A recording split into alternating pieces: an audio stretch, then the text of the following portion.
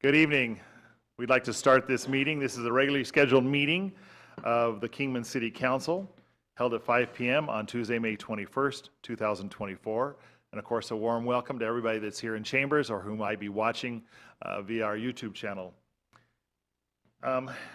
We will turn some time over to our Deputy City Clerk for roll call. Mayor Watkins. Present. Vice Mayor Samley. Here. Councilmember Eric. Present. Councilmember Savage. Here. Councilmember Scott Staley. Present. Councilmember Walker. Here. Councilmember Ward. Here. We have a quorum. Thank you. I would like to invite all of those who would like to participate in our invocation that will be given by Pastor Tony Henry of Kingman Nazarene Church. If we could all stand for that. And then afterwards, I have asked Councilor Walker to lead us in the Pledge of Allegiance. Thank you for letting me pray for you tonight. Heavenly Father, I just thank you for being able to come here and to pray for our city. We thank you for just all the wonderful things that you do in our lives. We thank you for this wonderful country that we live in and for the freedoms that you have given us to us through your Son, Jesus. I thank you for our city and for all the ways that you bless us as a community. Help us all to be loving neighbors, always looking for ways to help and encourage one another. Father, at this time of graduations at our high schools, I just ask you to be with all of those students who are graduating, that you would walk with them through this next season in their lives as they become young adults and productive citizens. I thank you for our city officials and the staff that are gathered here tonight. Thank you for giving them a willingness to serve others in their various roles. Be with each one of them as they conduct business tonight and make decisions that will affect the citizens of Kingman. I ask that you give them wisdom and discernment, insight and clarity. Help them to listen and to respond with love and respect for one another. And may all that happens here during this meeting be a benefit to our community and to our citizens. Father, we just pray for all of those that have needs and just ask that you provide for them. And we thank you, Father, for hearing our prayers tonight. And we pray in Jesus' name. Amen. Amen. Please join me in the Pledge of Allegiance. I pledge allegiance to the flag of the United States of America and to the republic for which it stands, one nation under God, indivisible, with liberty and justice for all. Thank you, and thank you, Pastor Henry, for mentioning our graduates. Of course, this week is a busy week. There's a number of graduations going on. I think they're from 3 different high schools. And we wish our graduating class of 2024 the best of luck and that they can complete their goals that they are setting for life. First off, we have a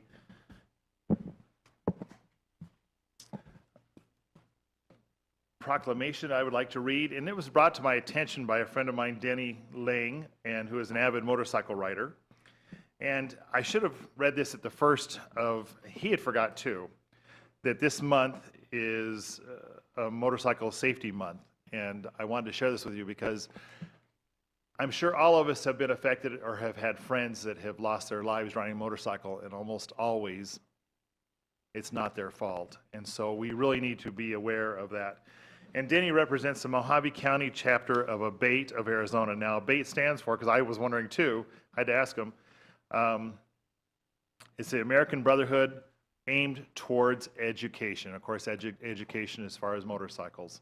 So anyway, I did want to read this proclamation. It's a short one, and share it with us and remind us of what this month is. Whereas motorcycle riding is a popular form of recreation and transportation for hundreds of people in Kingman and over 325,000 people across Arizona and millions across our nation. And the safe operation of a motorcycle requires the use of special skills developed through a combination of training and experience, the use of good judgment, and thorough knowledge of traffic laws and licensing requirements. And it is especially important that the residents of Kingman be aware of motorcycles on the streets and highways and recognize the importance of motorcycle safety. And all motorcycle riders are encouraged to continue to hone their skills no matter how long they have been riding.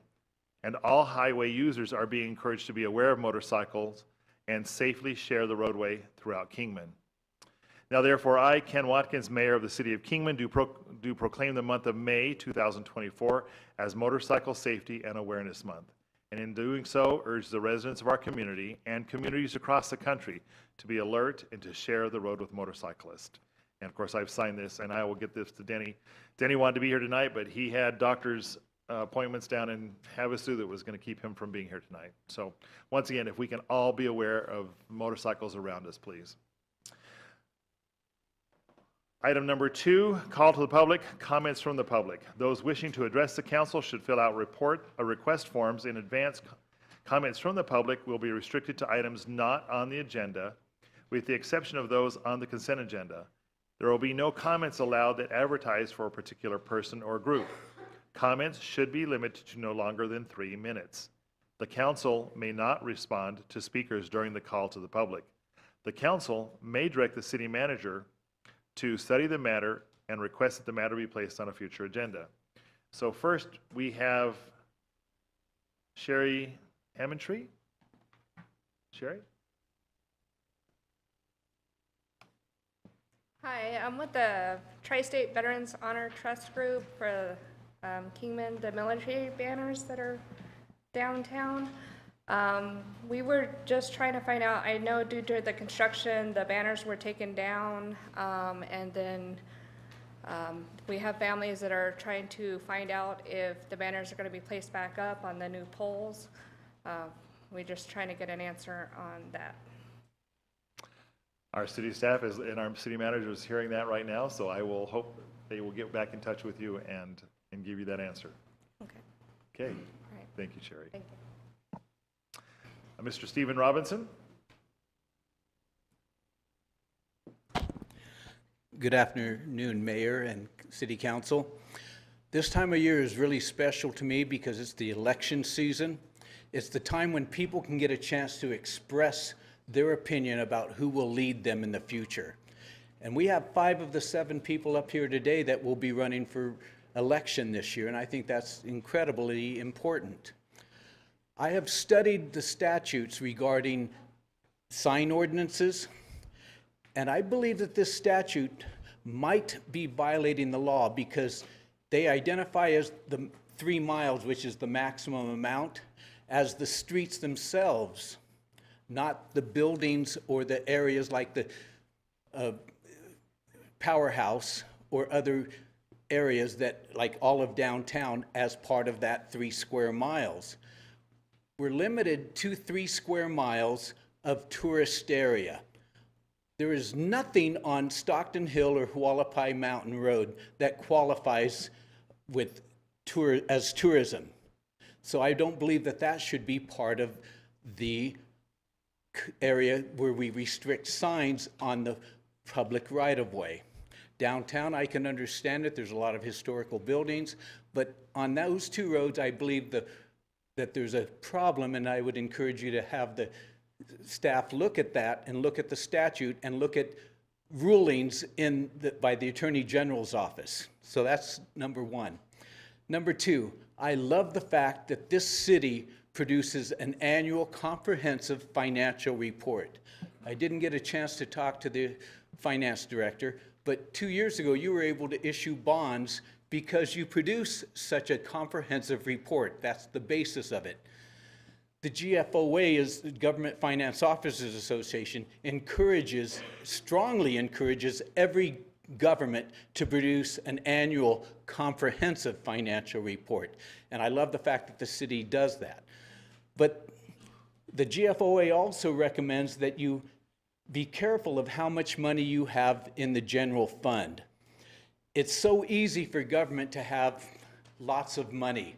You had $38 million, of which $9 million you've identified as going towards specific expenses. That leaves $29 million of general fund unassigned revenue. That's 76%. The guideline from the GFOA is about 25%. I think you should be, and there's guidelines within the fund balance guideline to how to manage the excess money you have. And I'd encourage you to look at that because those are people's tax dollars that they've overpaid because government wants to have more money in their pocket.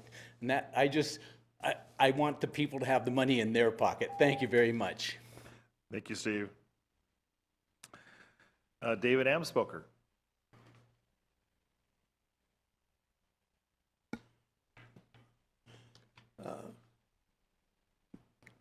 Good afternoon.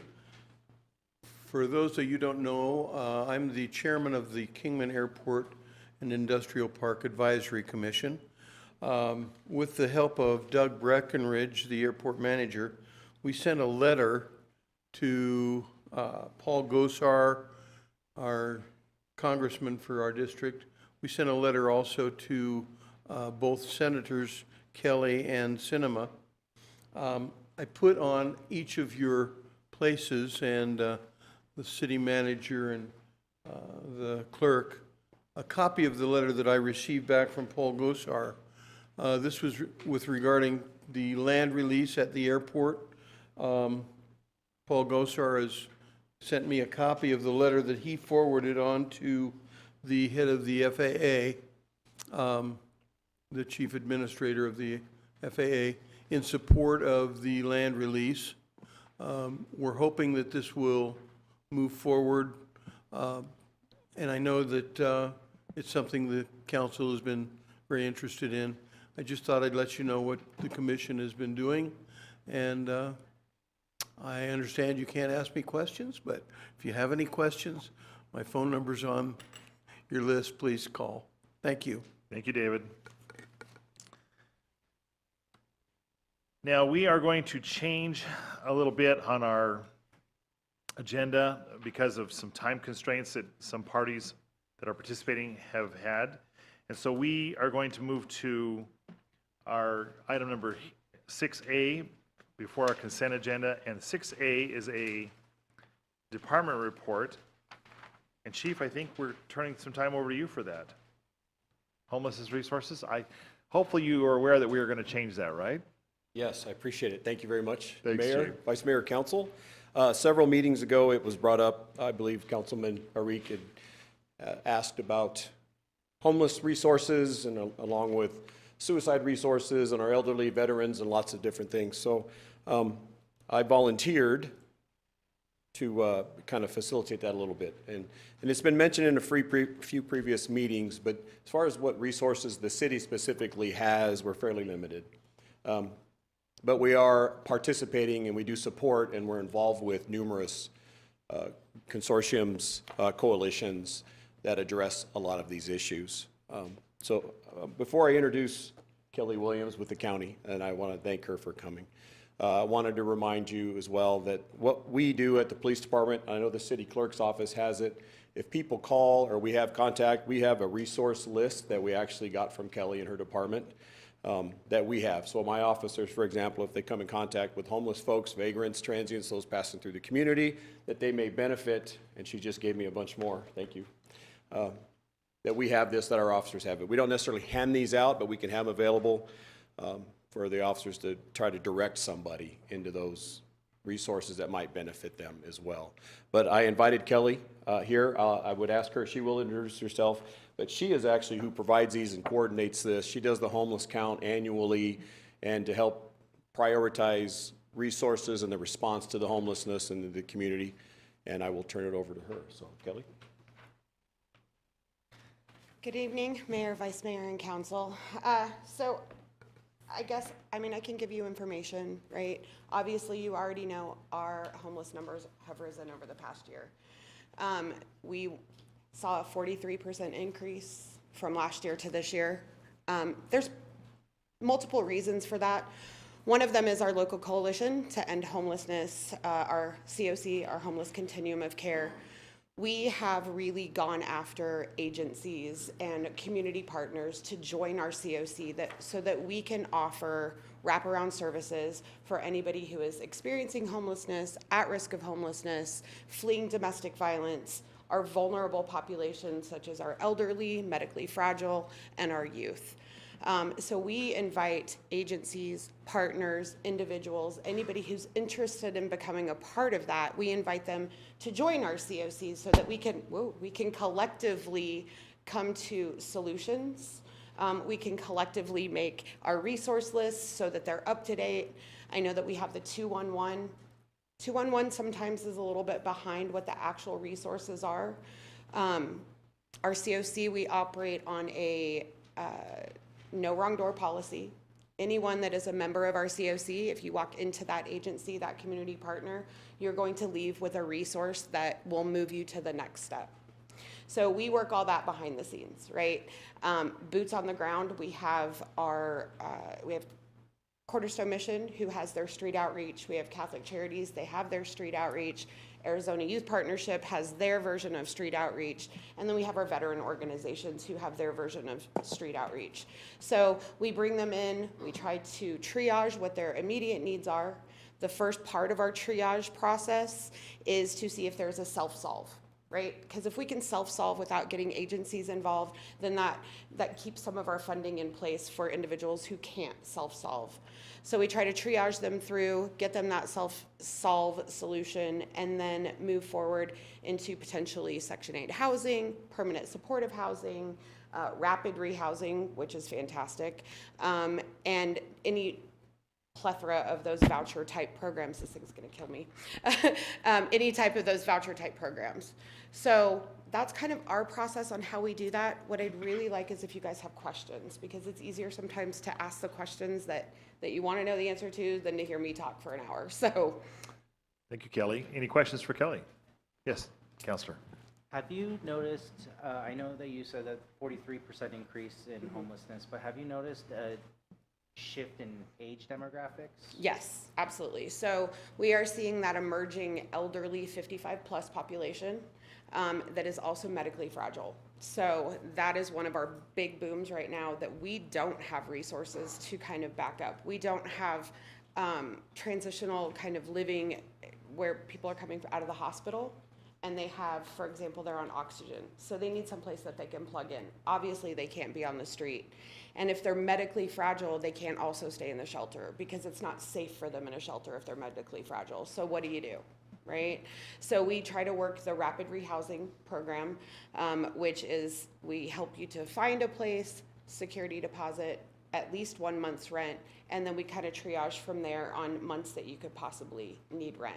The problem is that population, we see a majority of people who have the lower side of Social Security or disability. So I'm going to throw a number. It's been $943 for the last year. So trying to live on $943 a month. I did a kind of a breakdown that's a little bit interesting that'll kind of explain that portion of it. So I went on Zillow. I found a 2-bedroom apartment, $1,260 for a 2-bedroom apartment.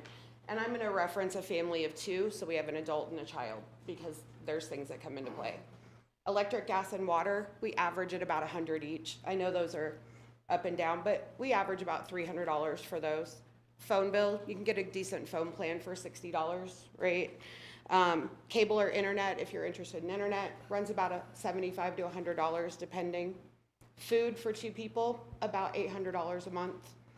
Personal items, household items, anywhere from $200 to $400 a month. Car payment, if you get a car, average is about $375 to $400 for an average car payment. Car insurance, about $100. If you drive to and from work, about $160 in gas. If you have 1 child and you don't have support for childcare, it's about $600 a month. Medical insurance, if you're paying it out of your paycheck, it's anywhere from $240 to $300 a month. That puts us at $4,300, a little over $4,300. Somebody making $943 a month can't do any of that. Even with a partner? Even with a partner. Or if they have a child, it's even worse. We went and we looked at kind of the median incomes in the area. $1,525 is the lower end that we saw. You're only gonna make about $2,650. You're gonna have a deficit right off the bat of almost $2,000. If you're on Social Security, you're looking at a $3,500 deficit right off the bat before you even get a dime out of your pocket. And then if you're upwards of the $27 an hour range, you're coming home and you're saving about $300 a month. And that's if you have no emergencies, you don't have any school expenses, you don't have anything else. So the cost of rents and things in our area is, it's just, it's outrageous. So it's very difficult for people, especially that 55 and over, who are on Social Security. It just doesn't work. The math doesn't math. It's a very serious dilemma that's coming and is here. Yeah, you for it's here, everything you do. and it's been here for a little while. We're just starting to get it in larger quantities with that emerging age group, so that 55 and older. Thank you for everything you do. Yeah, Thank you, Counselor. Any other questions for Ms. Williams? Yes, Sean? Thank you for being here. you're welcome. We are fortunate to live in a community that's very generous. Yes. There are many other charitable organizations out there, citizens that will care. Is there a way that you can reach that message out to our citizens and these charities to help you? So, I know that the last council meeting, AZYP and Cornerstone Mission were here, and we were talking about the funding that was pulled, right? So that's $1 million that got yanked out of our community, and that is a huge hit. So now we're trying to get that back up to that so that we can continue with regular operations and housing individuals. When you're talking about almost $1,300 for a 2-bedroom apartment, what do? You either live in an area that is unsafe or not quite what you want, or safe for your children, or a neighborhood that you feel comfortable in, or you're gonna be homeless. So we try to get the message out. I don't know if you were around in October of last year, we did a huge event at Metcalf Park. We did what's called a Fresh Start resource and hiring event, where we really went after bringing as many resources as we could to one place. And then we had employers that were there, and we did a pop-up job center, and we really pushed the employment aspect of it. We offered showers, we offered new clothes, we offered food, we offered anything that you could imagine to become clean and ready to present yourself for employment. We serviced 191 people in Kingman, and then we did it in April, and we did 191 and 190. So we are getting the message out there. It's just keeping people involved and helping people to understand the dire straits that we're in with this situation. Manager Walsh, do we have a direct link correspondence on our website to maybe help them with this? Mayor Watkins, Councilman Savage, I'm not sure that we do, but we can definitely work on that. I think that'd be a great idea. Thank you. Good comment, Sean. Appreciate that. Thank you. Any other, yes, Jamie? I'd just like to ask if the chief could send us just a scanned copy of that resource card that you have, so we have that information. Yeah, I brought these Okay, for oh, you guys. perfect. I thought if you maybe wanted those are for the them. officers. They were just for me as well. You'll share, thank you. I have more, and it's really important because we update that all the time, and then we send it back out.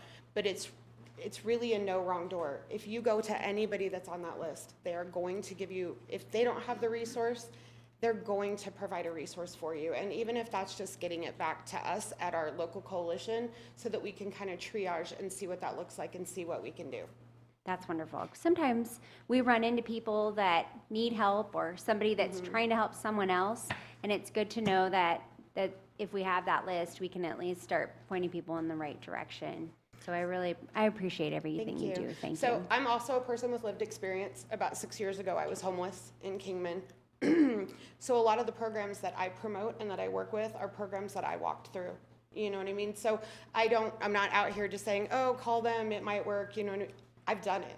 I know it works. I'm still in the same house that Rapid Rehousing got me into 6 years ago. I work for the department that helped me get my job and helped me to do all the things that I'm doing. So I know that they work. And I know that I can walk people through that as long as they're willing to show up. It's quite a success story. Thank you. Yes, thank you. That example. Anybody else before? Okay, Counselor? Can I, just to clarify also, it's not just misfortune. It kind of just happens too when people outlive their savings or, like you said, cost of living just goes up. Like it doesn't necessarily need one bad event. It's across the board. There are more individuals in our community that are one paycheck away from being homeless than any of us want to really admit. It's a very serious situation. And again, I push that elderly and the youth, right? Because they have the least amount of resources right now. Our youth, we don't have resources. And then when they pull funding, we really don't have resources. So we want to make sure that we're targeting them. And then the older populations, a lot of them don't know how to use a phone. So, or the internet, or Facebook, or things to find resources that way. So we really have to be boots on the ground with that and making sure that they're getting the recognition that they need. Thank you, counselors, all of you, for great questions. Chief, Kelly, anything else to? I would just add just what the city does support in addition to what Kelly was mentioning is we are part of MSTEP, and a lot of these services overlap what her sections do. We're part of the opioid fatality review team, the suicide prevention review team, domestic violence fatality review team. We support Arizona Youth Partnership. We support financially the Kingman Aid to Abuse People, and we're part of the Veterans Resource Team. And there's a lot of the same people at those different meetings, all with the same goal in prioritizing use of their resources so we're not duplicating services. So that is something that as the city specifically, we participate in all those different events because this is affecting not just Kingman, but it's the rest of the community too, so. Okay. Well, thanks again for bringing that and keeping it in the forefront. That's probably most important for us is to, we probably need to hear that more often as opposed to less. So thanks again. Thank you. Okay. Another items that we need to move forward because of time constraints and our legal counsel is we have been requested to go into executive session, item 9A, executive session to discuss legal matters regarding the Rancho Santa Fe Development Agreement. The City Council may go into executive session pursuant to ARS 38-431.03A3 to discuss legal matters regarding the Rancho Santa Fe Development Agreement. Obviously, we have a lot more on our agenda. I would invite any or all of you to stay, and we're not going to be very long, I don't think, in an executive session, but we do need a break for that. We need a motion and a second. I'll second. We have a motion and a second. All those in favor say aye. Aye. Any opposed? Okay. We will see you in a little bit.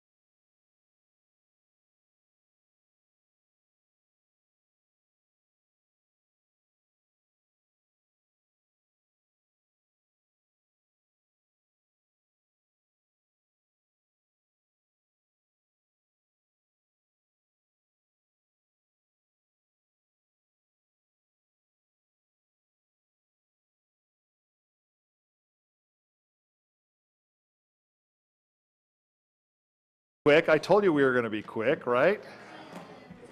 Actually, there are some more cogs to this, item that we're discussing, and so we actually are going to have to go into executive session later.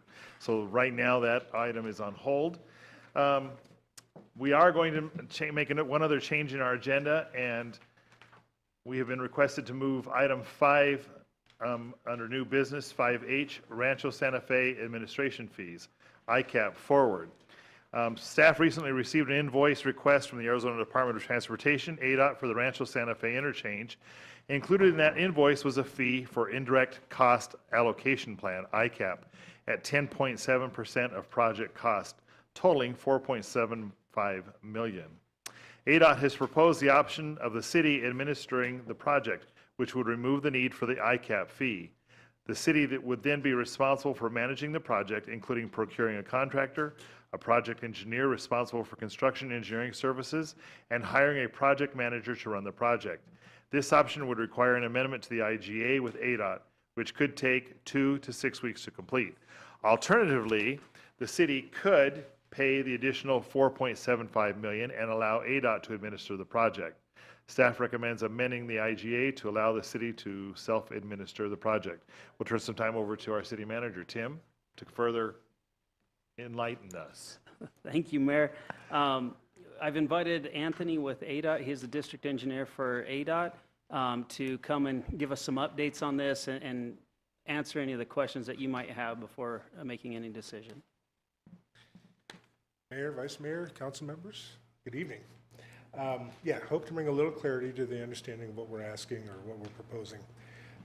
The ICAP is something we do put on every project we administer, and couldn't get away from that on this one. What a self-administered project would look like, you pretty much touched on everything.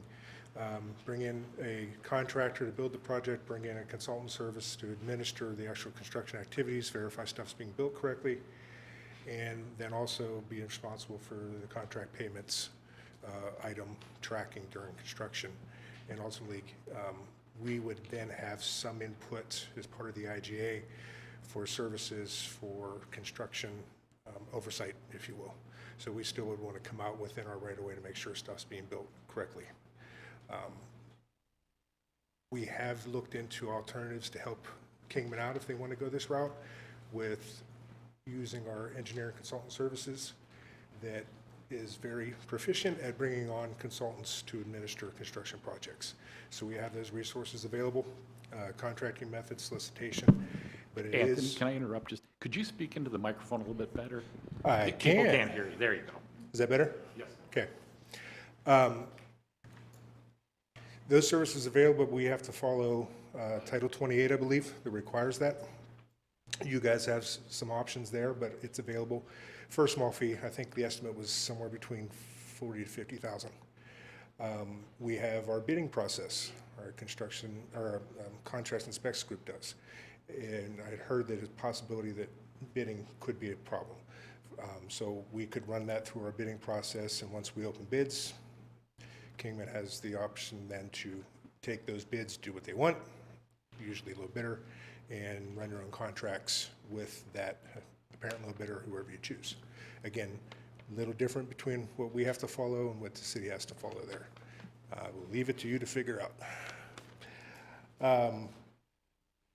Running the project itself, the construction administration team will have engineer, called resident engineers, and a certain inspection staff and lab.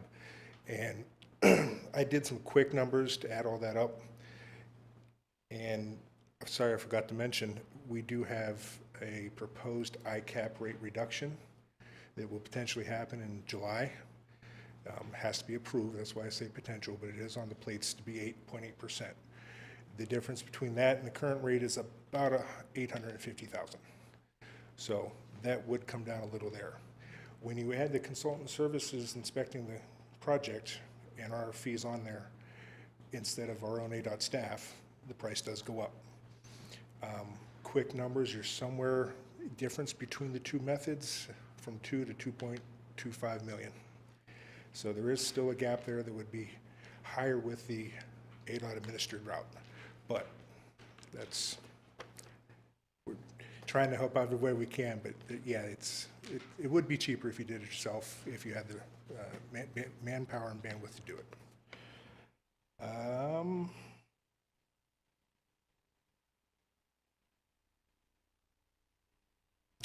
If we did administer, as you said, it would be through a encroachment permit. IGA would touch on some of the fees and the process, and then an encroachment permit would be needed to actually get to the particulars and have the legal right to enter a right-of-way to do work. But outside of that, that's pretty much, oh, one last thing. I know it's been said in the past that June was supposedly the bid date. That was unfortunately incorrectly understood. The House bill requires that Kingman deliver a report saying that they are fully funded to the legislator, and that releases that funds. Then we invoice, we get the funds. We would then put it into our system, and that would have to get approved through Transportation Board. So if you did go the ADOT route, it would probably be towards the end of July, August, when we could get this bid. Again, the June 24th date was just that notification from Kingman to the legislative session that you guys are fully funded, ready to go. So sorry for that clarity mistake. Just full of good news, Anthony. I'm trying. We know you are. questions? We know you are. Anthony, just, oh, sorry, Mr. Yeah, Mayor. go ahead. If I could just clarify one thing, the CE costs, initially it was 3.22 million, and with us administering, it's going up to, or it's estimated. Yep. So the CE costs are what we call construction engineering cost. That is our on-the-project overhead, if you will. When it goes to consultant and that price goes up, it roughly added consultant another 1.4 million to that 3.2. So that consultant services does increase. And that means they have to bring in a lab too to do all the testing and the staff to take care of that. There's public information officer involved in that. It would be, you'd have to bring in consultants to run all those aspects that we normally cover. Is that good? Thank you, All right. yes. Okay. So you mentioned that come July, sometime in July 1st, there will be a reduction in ICAP fees? It is proposed to be reduced, yes. So, and the number you threw out there was like 875,000 reduction About on 800 the cost of this one? So, 850,000, yes. so that would bring our portion of it down to, our ICAP cost would be 3.9 then. We're at 4.75 right now, roughly, obviously. We're just throwing numbers out there. Yep. So, okay. And when I said the 2 to 2.5, that's considering the additional CE cost versus the reduction in ICAP. When you look at kind of numbers, it's the difference between, it's about 4, and again, rough numbers, 4.2 if we administer, and about 46 million if you guys administer. So that's that 2-point-something million difference. Okay. Any questions for Anthony? I Yes, Vice Mayor. have some. Can you, first of all, I'm sure the public is asking the same question that's been rolling around in my head since we received this Christmas in May. How did this not get in the original numbers and get calculated? There was a portion of this that was done through consultant work, designer. The consultants typically develop our budget when we go through the design effort and all the aspects. The consultant that you guys have does do work for ADOT, and it was assumed that they had that in their budget when they were talking about numbers, because they know we put ICAP on there, but it was not included in their budget. So forgive me, because ADOT has had this for quite some time, back and forth, back and forth, back and forth. Yep. So we're getting to the end where we're getting ready to fund this, and then this is caught by ADOT.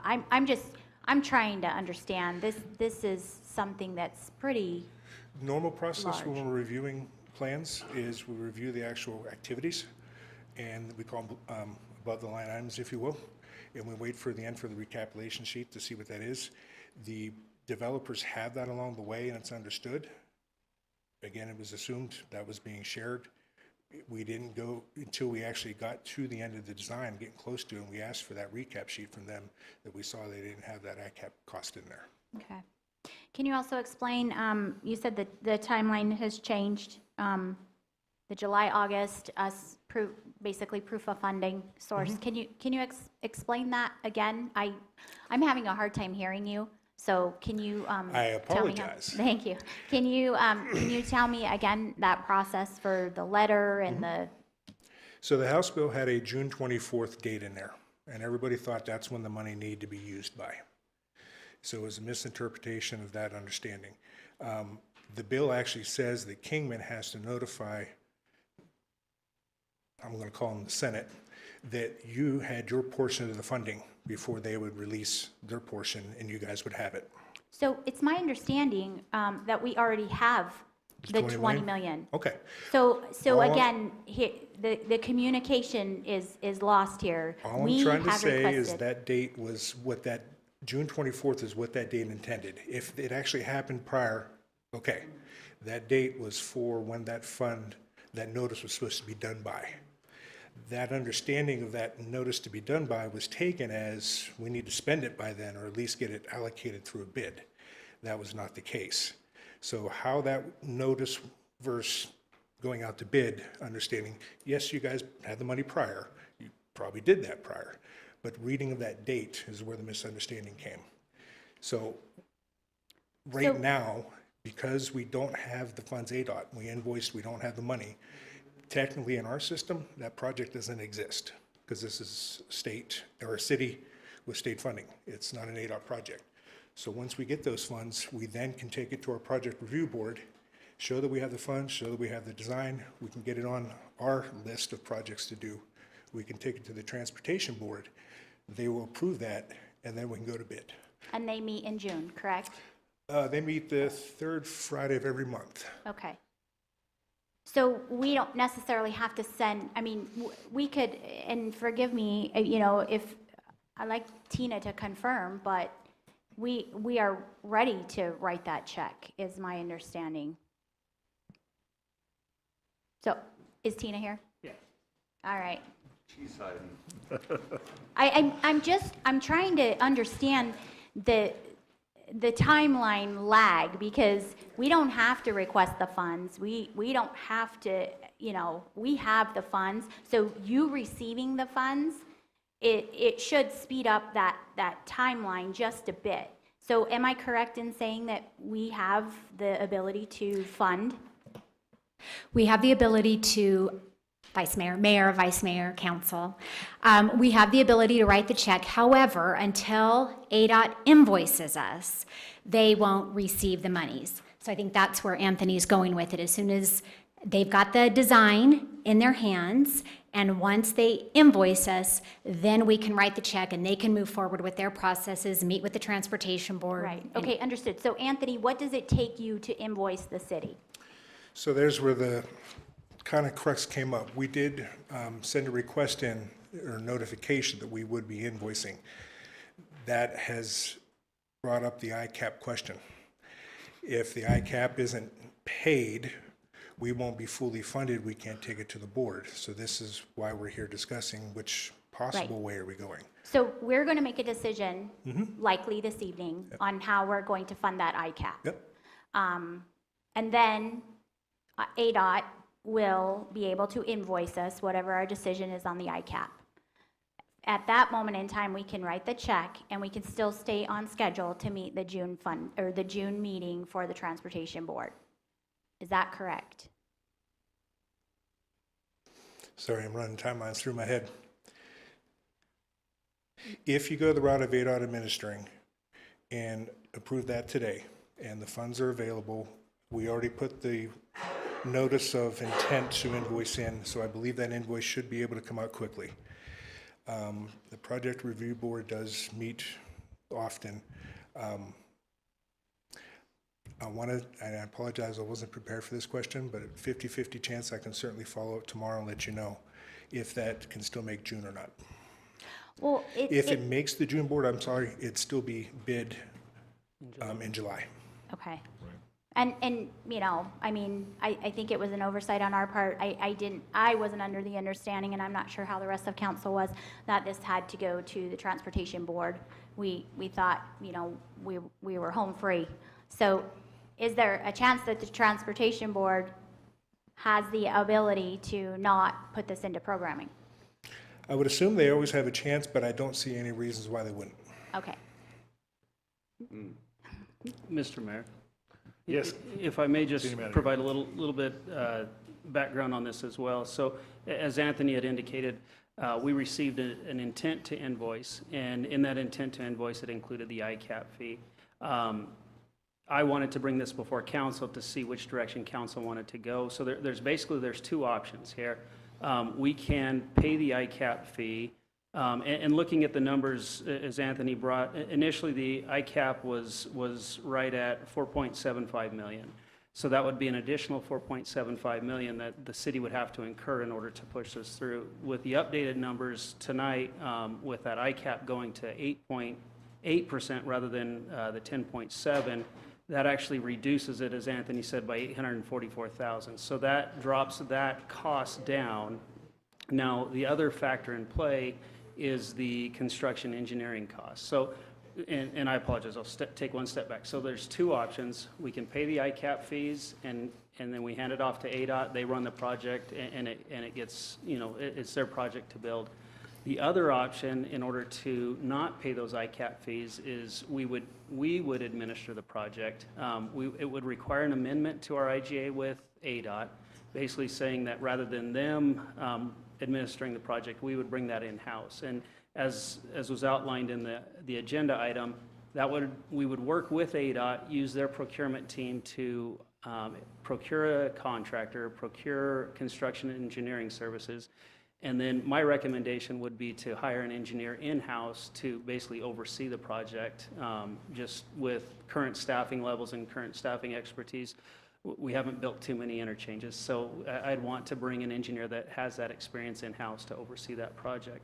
That would eliminate the need for ICAP, so we would have that savings on ICAP.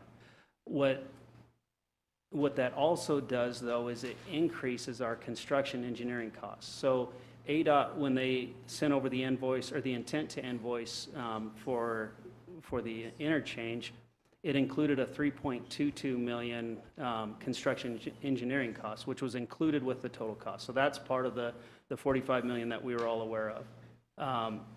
However, in estimating those fees or those engineering costs, they were planning on using a lot of their staff, so they weren't going to, those costs didn't include hiring a consultant firm to do the construction engineering.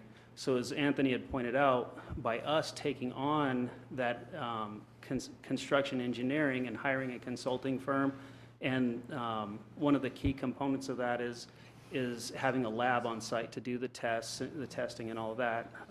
That increases our construction engineering costs from 3.22, which we had included, up to 4.62 million. So throwing all these numbers around, basically, initially we were looking at, if we took it on, a savings of 4.75 million. However, given the changes in ICAP, the 10% to an 8.8, or 10.7 to 8.8, that's a difference of 844,000. And the increase in construction engineering costs, that's basically an increase of 1.4 million.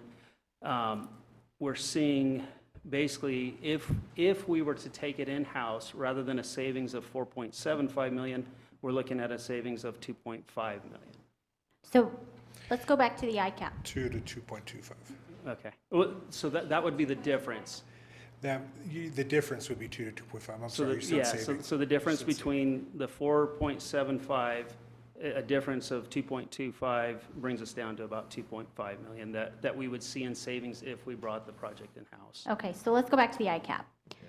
So you say currently it's 10.7% proposed for July, a reduction in that. So what do you, if you were to invoice us, what rate are you invoicing us? And if you're invoicing us at the lower rate, are you gonna come back and want the higher rate should the reduction in the ICAP not go through? So, Mayor, Vice Mayor, thank you for asking that question. I forgot to clarify that point. If we invoice before the new rate is in effect, it would be at the current rate. If we invoiced afterwards, it would be at the lower rate. There is some gap in there that we would possibly refund if that rate drops. Don't know exactly what that gap is. So possibly refund? So The we wouldn't difference. realize correct, but not necessarily would we realize the difference in the reduction of the ICAP. You couldn't say that if it reduces and we've invoiced you, you've paid, that we're gonna realize that I don't savings. think the invoice between now and July is gonna move stuff a lot that's gonna make a difference for construction getting it done. So waiting till that July 1st would definitely be a cleaner route. Okay, but going back to your timeline, so you said that the Transportation Board meets in June. Mm-hmm. We have to be invoiced and we have to. To get to the board, yes. To get to the board.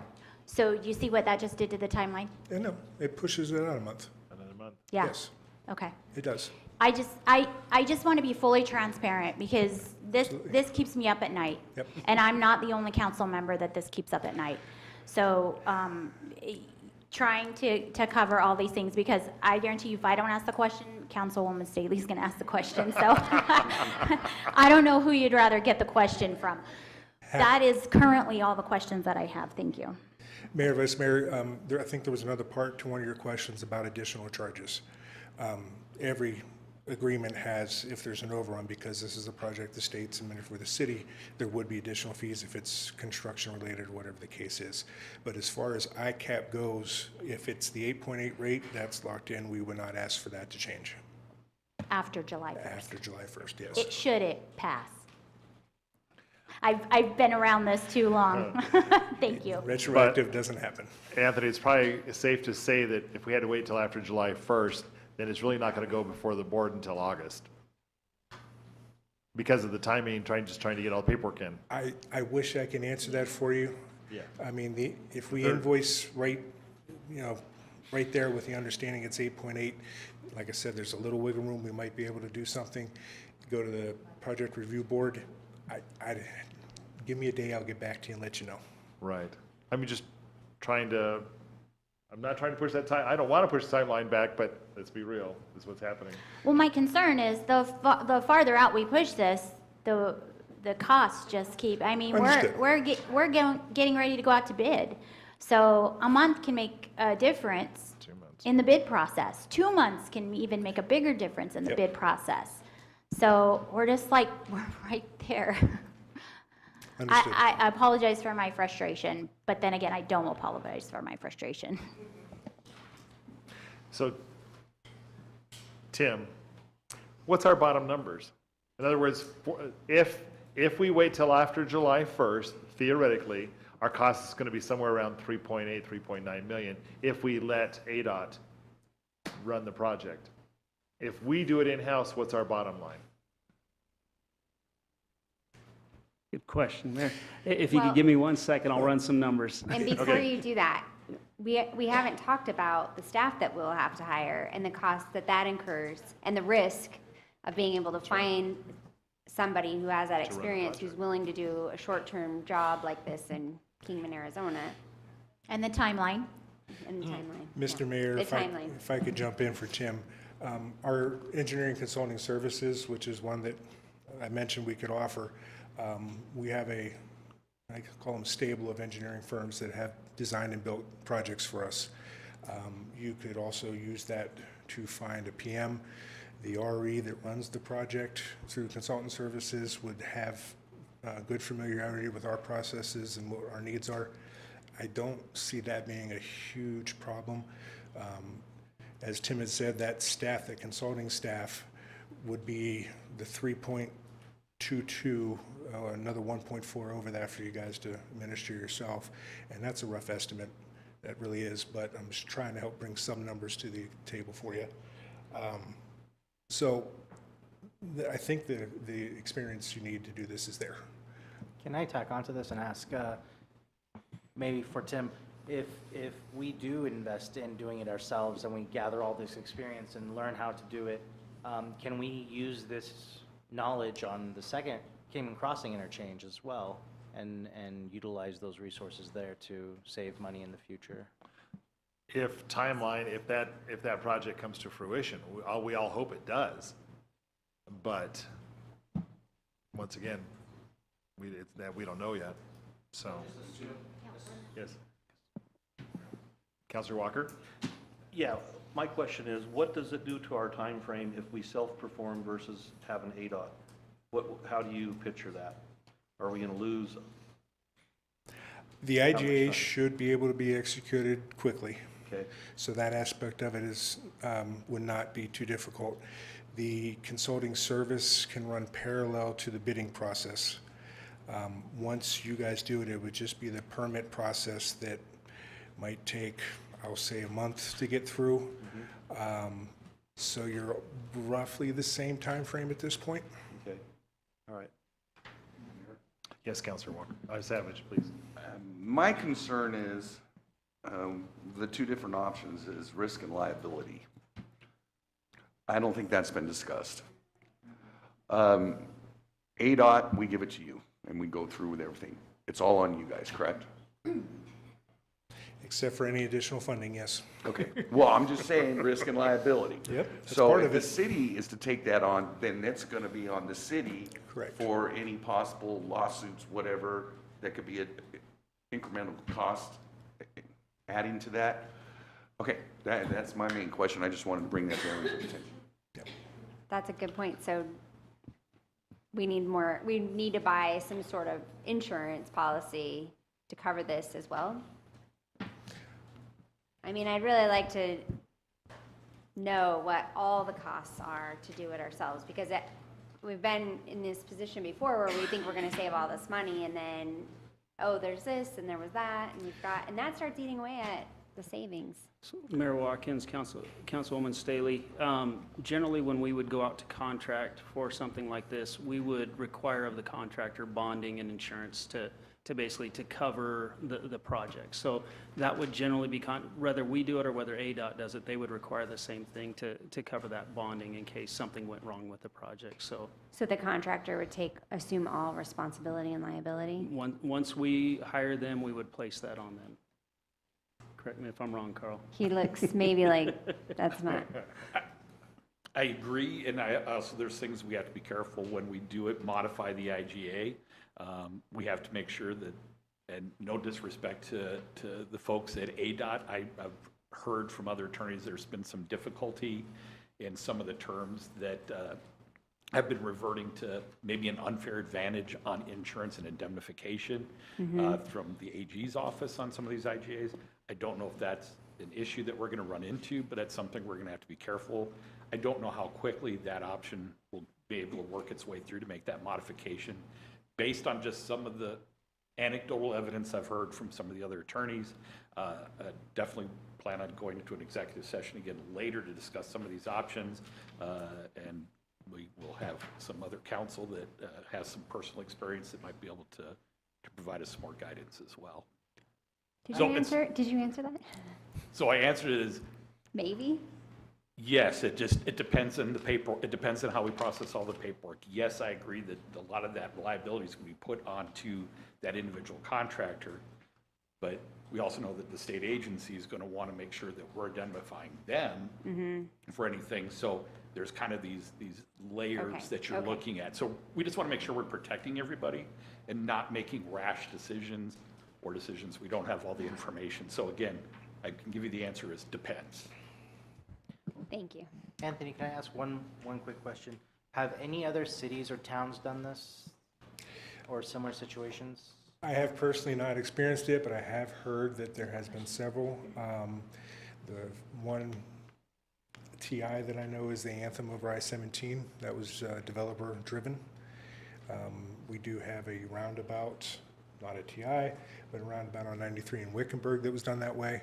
And I had heard a couple others. I'm sorry, I don't remember right now. Okay, thank you. Good questions. Mayor, if I may. Anybody else? Yes. in a Do co- you have some numbers for us, Tim? Yeah, I do have numbers for you.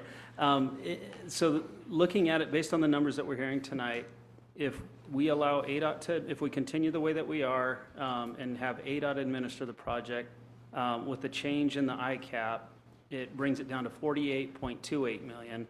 If we administer it ourselves with the increase in the CE cost, we're looking at 46.78 million. So as we mentioned, a $2.5 million difference between if ADOT does it or if we do it. Now, I will say, I did have a conversation with ADOT, and you'll have to help me with Mr. Boshin's title, Director of Operations. Director of Operations. Spoke with him, and he indicated that on these, I want to say that the number was 80% of the projects that they do similar to this, they will hire a construction engineering firm, as we would have to do it if we did this. So there are firms out there that could manage the project for us, could administer the project for us. And I'm trying to think, he did mention, like you said, the Anthem project, and there are a number. Basically, they treat these as encroachment permits. It's an ADOT encroachment permit. So we get a permit from ADOT, we go in and we do the work. So it's not something that's uncommon with them, but and it's not something that's uncommon throughout the state. But yeah, basically the difference you're looking at is about 2.5 million, 48.28 if they administer it, or 46.78 if we administer it. And that's if the ICAP With reduction goes down. Yeah, with the ICAP reduction. And I think that's a great point and a great question is whether, how long we would need to wait if, knowing that the project won't be bid out until July, would ADOT be able to make that reduction in the ICAP and the invoicing, right away? That way we could get it in before the board in June, hopefully before the board in June, and then bid out in July. So I think that's a big question. From what I've discussed with the PM and others, we're thinking still towards the end of July, early August is when we can get this out to bid. So that would indicate probably a July board meeting. Okay. So if the ICAP reduction happens, there's not a wait period for it to take effect. It takes effect immediately? There's an approval process for us to adopt that. What does that look like, Anthony? I don't know. What does that timeline look like? But what I'm being told is we can still make this happen in early July. Okay. All right. Thank you. And Any if I other may, questions for Anthony? Mr. Mayor, just to point out, if the ICAP reduction is basically a savings of $844,000. So. Mr. Mayor, Vice Mayor, council members, one more thing.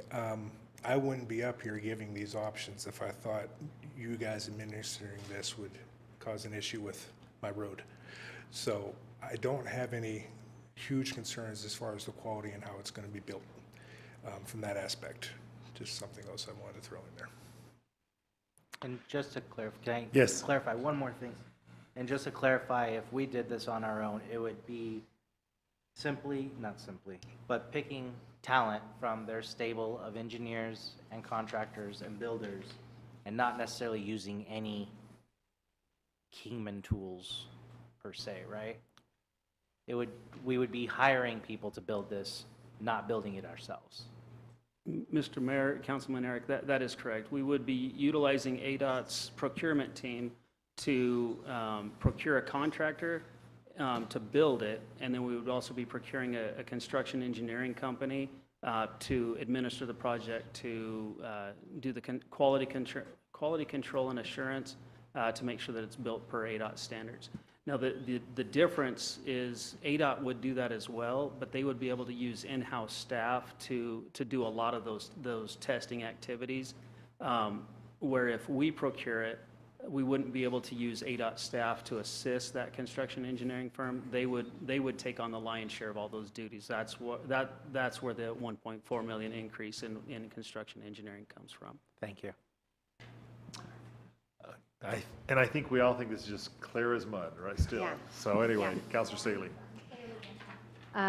You had mentioned that we'll be responsible for the payments for the procurement finance part. How will we handle that at the city? Will that be Tina's responsibility to track those and get those payments out? Mr. Mayor, Councilwoman Staley, that would be under the project manager that we would look to hire for Okay. in-house for us. So separate from the construction engineering firm, I would propose that we bring on one additional engineer to oversee the project. They would be reviewing the invoices, reviewing the work done, and then working with Tina's team to issue those checks. So a little more staff time? Yes. As well on the finance side? Okay. Okay, any other questions for Anthony or Manager Walsh? I know this isn't, I know this might not be fair, but so this ICAP is put on every single project? The only ones I've heard that it has not been put on is our major projects, like the Broadway curve, but they had their own mechanism to cover those costs. So it wasn't labeled ICAP, but it was accounted for. Okay. So in the other interchange, they can expect to see this ICAP as well? Yes. Okay, thank you. I guess that's good. That's Mr. good to Mayor, know. Vice Mayor, on our projects we do for towns, cities, where we administer because there's federal funds, those even have ICAP on them. Okay. Thank you, Anthony. Appreciate it. Thank you. So on item 5H, the Rancho Santa Fe Administration Free ICAP, as we had discussed, I think we are going to table this until later, I'll make a motion to table right? this item. I'll second that. Okay, we have a motion and a second. All those in favor say aye. Aye. And can we just clarify, it's later in the evening, True, after thank our you, executive thank you, session? Thank you, Carl. Just so everybody knows. that Right, we're it's coming one of those parts of the gear, one of the cogs that comes into play with the executive session. So once again, thank you. Okay, going back to our agenda. Item number 3, consent agenda. All matters listed here are considered to be routine by the city council and will be enacted by one motion. There will be no separate discussion of these items. If discussion is desired, this item will be removed from the consent agenda and will be considered separately. Council, any items that need to be pulled from our consent agenda? And as you notice, it is quite a lengthy consent agenda, items A through O. Mayor? Yes. Councilor Ward? I would like to pull item O. Okay, we will pull that. And anybody else? I would like to pull item I. Item I. Okay. Anything else? Okay. Bearing those two items in mind, then can we have an approval of our consent agenda of items I through O items A through O, taking out item I and taking out item O. So moved. Do we have a second? We have a motion and a second. All those in favor say aye. Aye. Any opposed? The consent agenda approved, goes forward as far as that. Okay. Item I. Hi, thank you, Mayor. I pulled this item because I have a conflict of interest, so I will not be voting. Thank you. Carl, do you want me to read that one since you pulled it? Oh, I'm sorry. No, I'm sorry. I forgot. That's my fault. Item I, consideration of resolution number 5503, approving acceptance of subdivision improvements for Shangri-La Estates 4, tract 6046B. Raymond W. Stadler, P.E., applicant and project engineer, and C. Ed Shores Development Company Incorporated, property owner and subdivider, have requested the acceptance of subdivision improvements for Shangri-La Estates 4, tract 6046-B. The subdivision improvements are completed prior to the final plot recordation in accordance with section 3.3A of the city subdivision ordinance. The city engineering department has reviewed the as-built plans and inspected the completed improvements. Staff recommends approval. And Vice Mayor, you explained graciously why we needed to pull that. Any other questions from council about that item? Can we have a motion then approving item So moved. 3I, I'm sorry. Consideration of resolution number 5503. We have a motion. Can we have a second? I'll second that. We have a motion and a second of item I. All those in favor say aye. Aye. Any opposed? Motion carries. Councilor Ward, item O. I have two questions. Could you read that too, Mayor, by the Oh, way? I'm sorry, once again, thanks, Carl. Authorization to purchase a Route 66 leaning shield. The City of Kingman Tourism Department wants to purchase a 12-foot by 12-foot 3D-shaped Kingman Route 66 leaning shield to be installed at Lewis Kingman Park. This project is part of Kingman's Route 66 Centennial Readiness. The staff has presented the concept to the Economic Development Advisory Commission at a special commission meeting held on May 2nd, 2024. And they recommended moving forward with the purchase of the Kingman Route 66 leaning shield. Staff recommends approval. Councilor Ward. I have a couple questions on what it will look like, placement, where it's going to be. Josh, would you like to come forward, please? Thank you, Mayor. Councilmember Ward. We do have a presentation on a thumb drive, in case it would be pulled. And can I just ask that in the future, we get these in our packets, because we have several items tonight that don't have any backup information, and it's hard to plan for a meeting without them. Thank you, I really appreciate it. And would it be easier, Tanya, if I let IT pull that up, since it's not open in the background? Okay.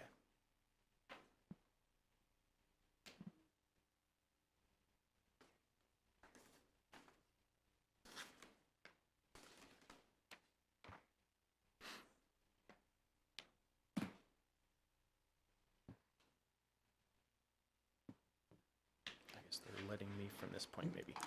Mr. Mayor, while he's pulling that up, Councilwoman, I apologize. I know when I reviewed this, there were pictures included with it, so I'm not sure why that didn't get transferred over, but we'll figure that out and make sure that that's in there. Thank you. You bet. Thanks, Jim.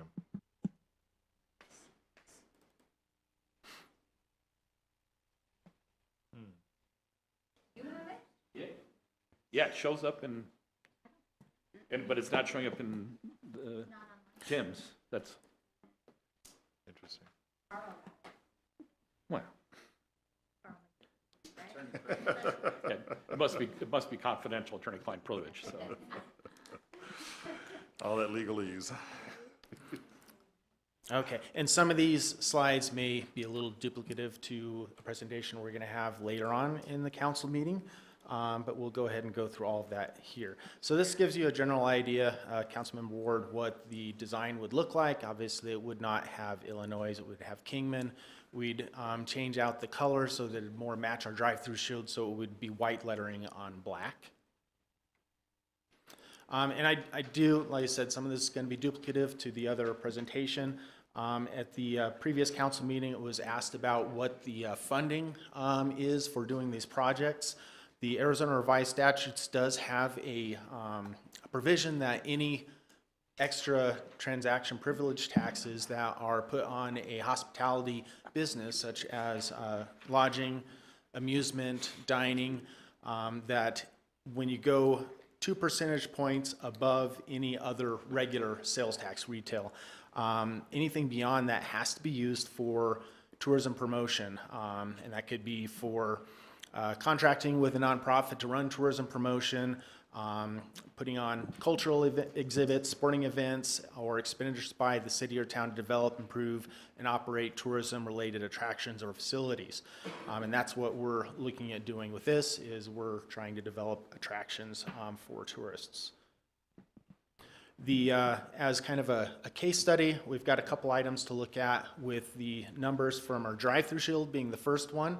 So we pulled up cellular data on the visitor center traffic, the 2 years most, just before we put up the shield and just before the whole pandemic, and the last most recent 2 years. So we're just kind of getting an average to see what visitation looked like.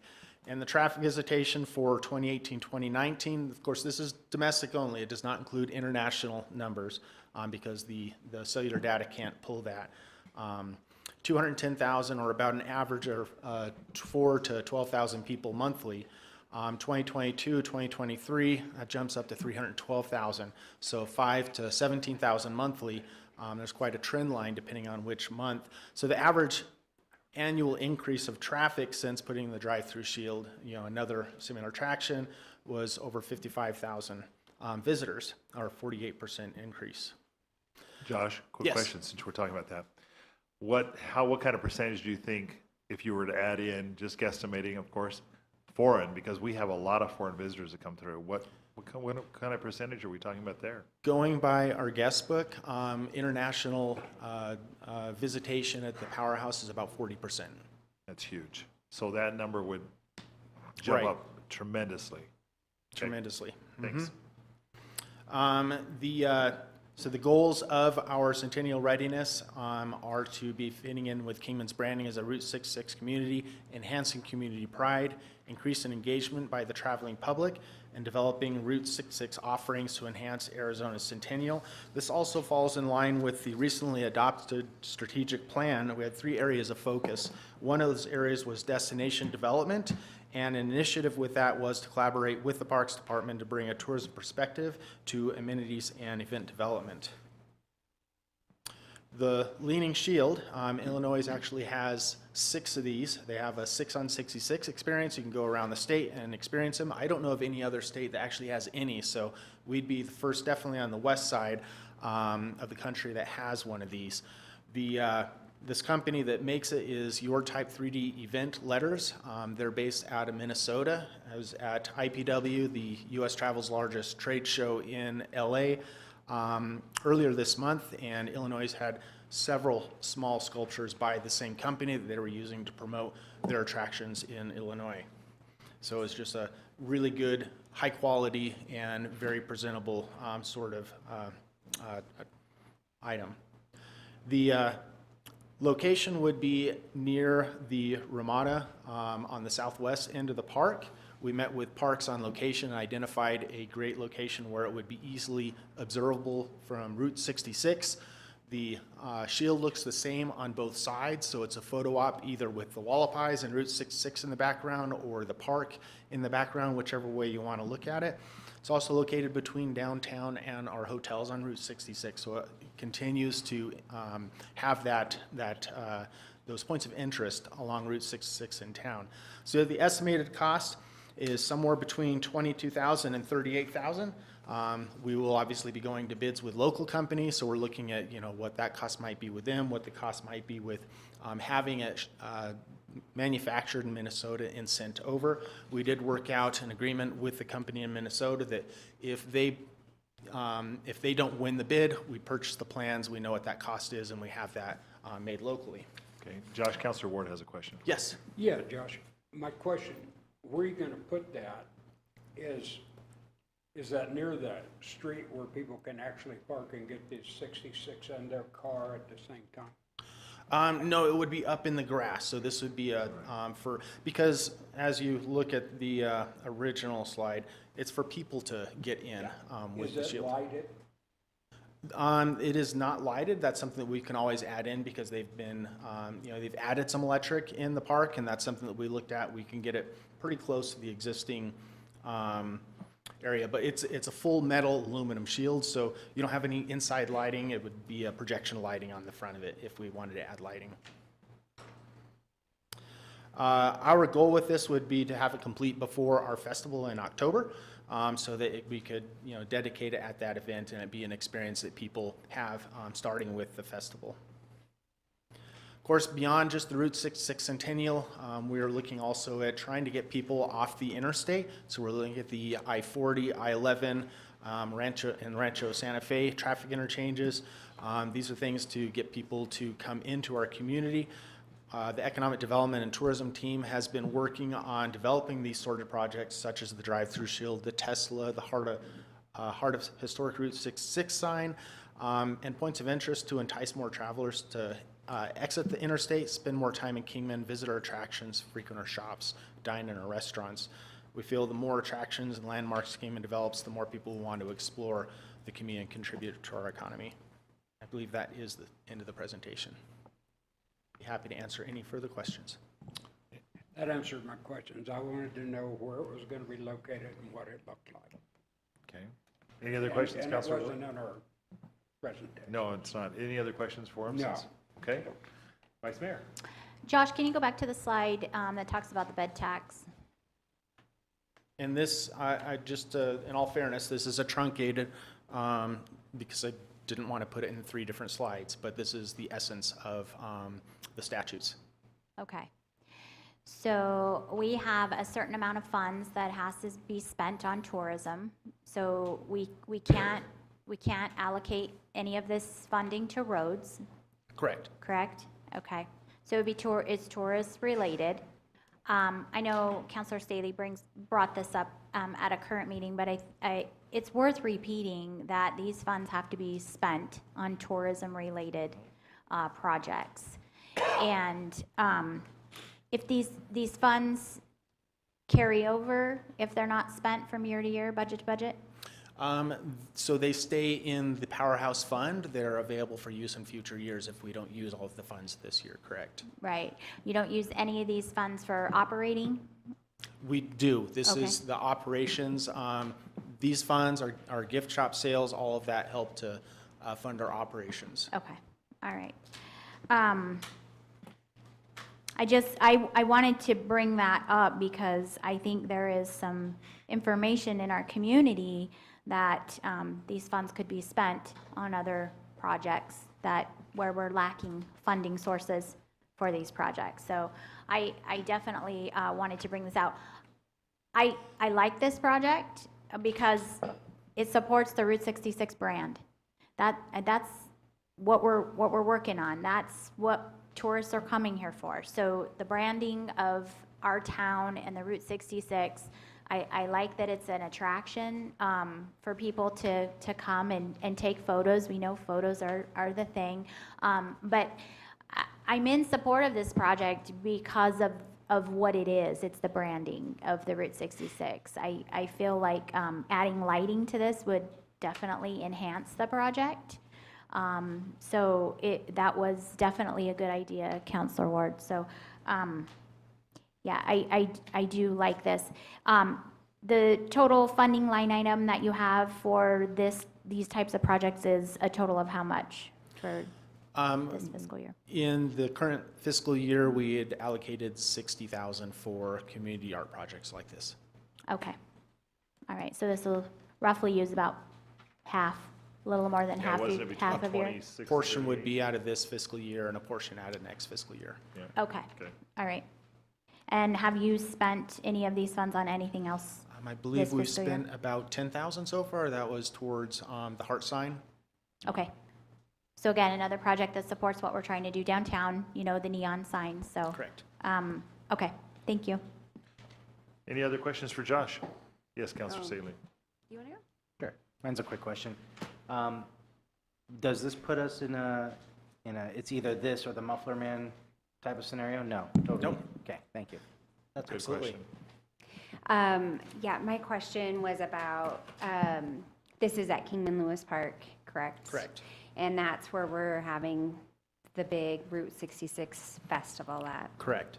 The one thing I'm really glad to see is that this is moving its way up Route 66. I feel like we've done an awful lot in this portion, but if you are coming into town from, say, Seligman on Route 66, we have a lot of work to do on that area of town to make it appealing to tourists and to get ready for this big Route 66 festival. So as we move forward, I'd like to see some ideas about cleaning up that end of town and making it presentable before the big event happens. That wasn't a question, that was a comment, sorry. Thank you, Councilor Staley. Absolutely. Any other questions for Josh? Okay. Councilor Ward, since you pulled that, would you like to make a motion on that? On item 3O of our consent agenda, authorization to purchase a Route 66 leaning shield. So moved. I'll second. We have a second. All those in favor say aye. Aye. Any opposed? Motion carries. Thank you. And can I clarify, Mayor, that was a motion to approve the purchase? Yes. Gotcha. Yes, that's correct. Okay. Are we all lost on our agenda? Item 4A. Actually, Vice Mayor, I'm going to turn the meeting over to you. It's about time I have to. All right. I am going to apologize, but I need to leave. I have a grandson graduating at 7 o'clock. And so I'm going to leave for that. I'm going to turn this meeting over to our Vice Mayor and our council. And so I know you are all in great hands.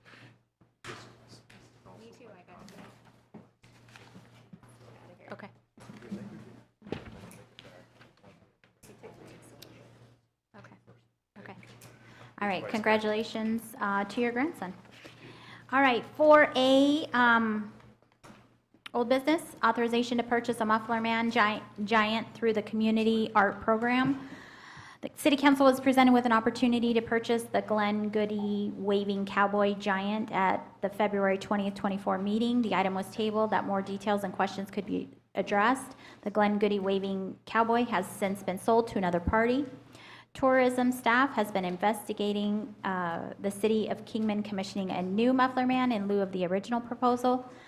The staff has presented this concept to the Economic Development Advisory Commission at a special commission meeting on May the 2nd, 2024, and they recommended moving forward. The approximate cost to purchase and install the statue will range from $35,000 to $46,000. Staff recommends approval. Josh. Thank you, Vice Mayor Smelly, members of council.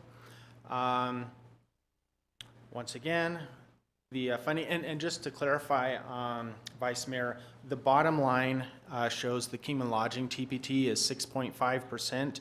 So our general TPT for retail, advertising is 2.5, and then we have 2% that's put in the general fund for other sort of projects. That leaves 2% of the 6.5% that has to go to tourism. We went over Placer and we went, okay. So the, to kind of go over what the cost of the drive-through shield was, it was $102,751 for the full cost of the drive-through shield. That's fabrication, design, getting electric to it, all that good stuff.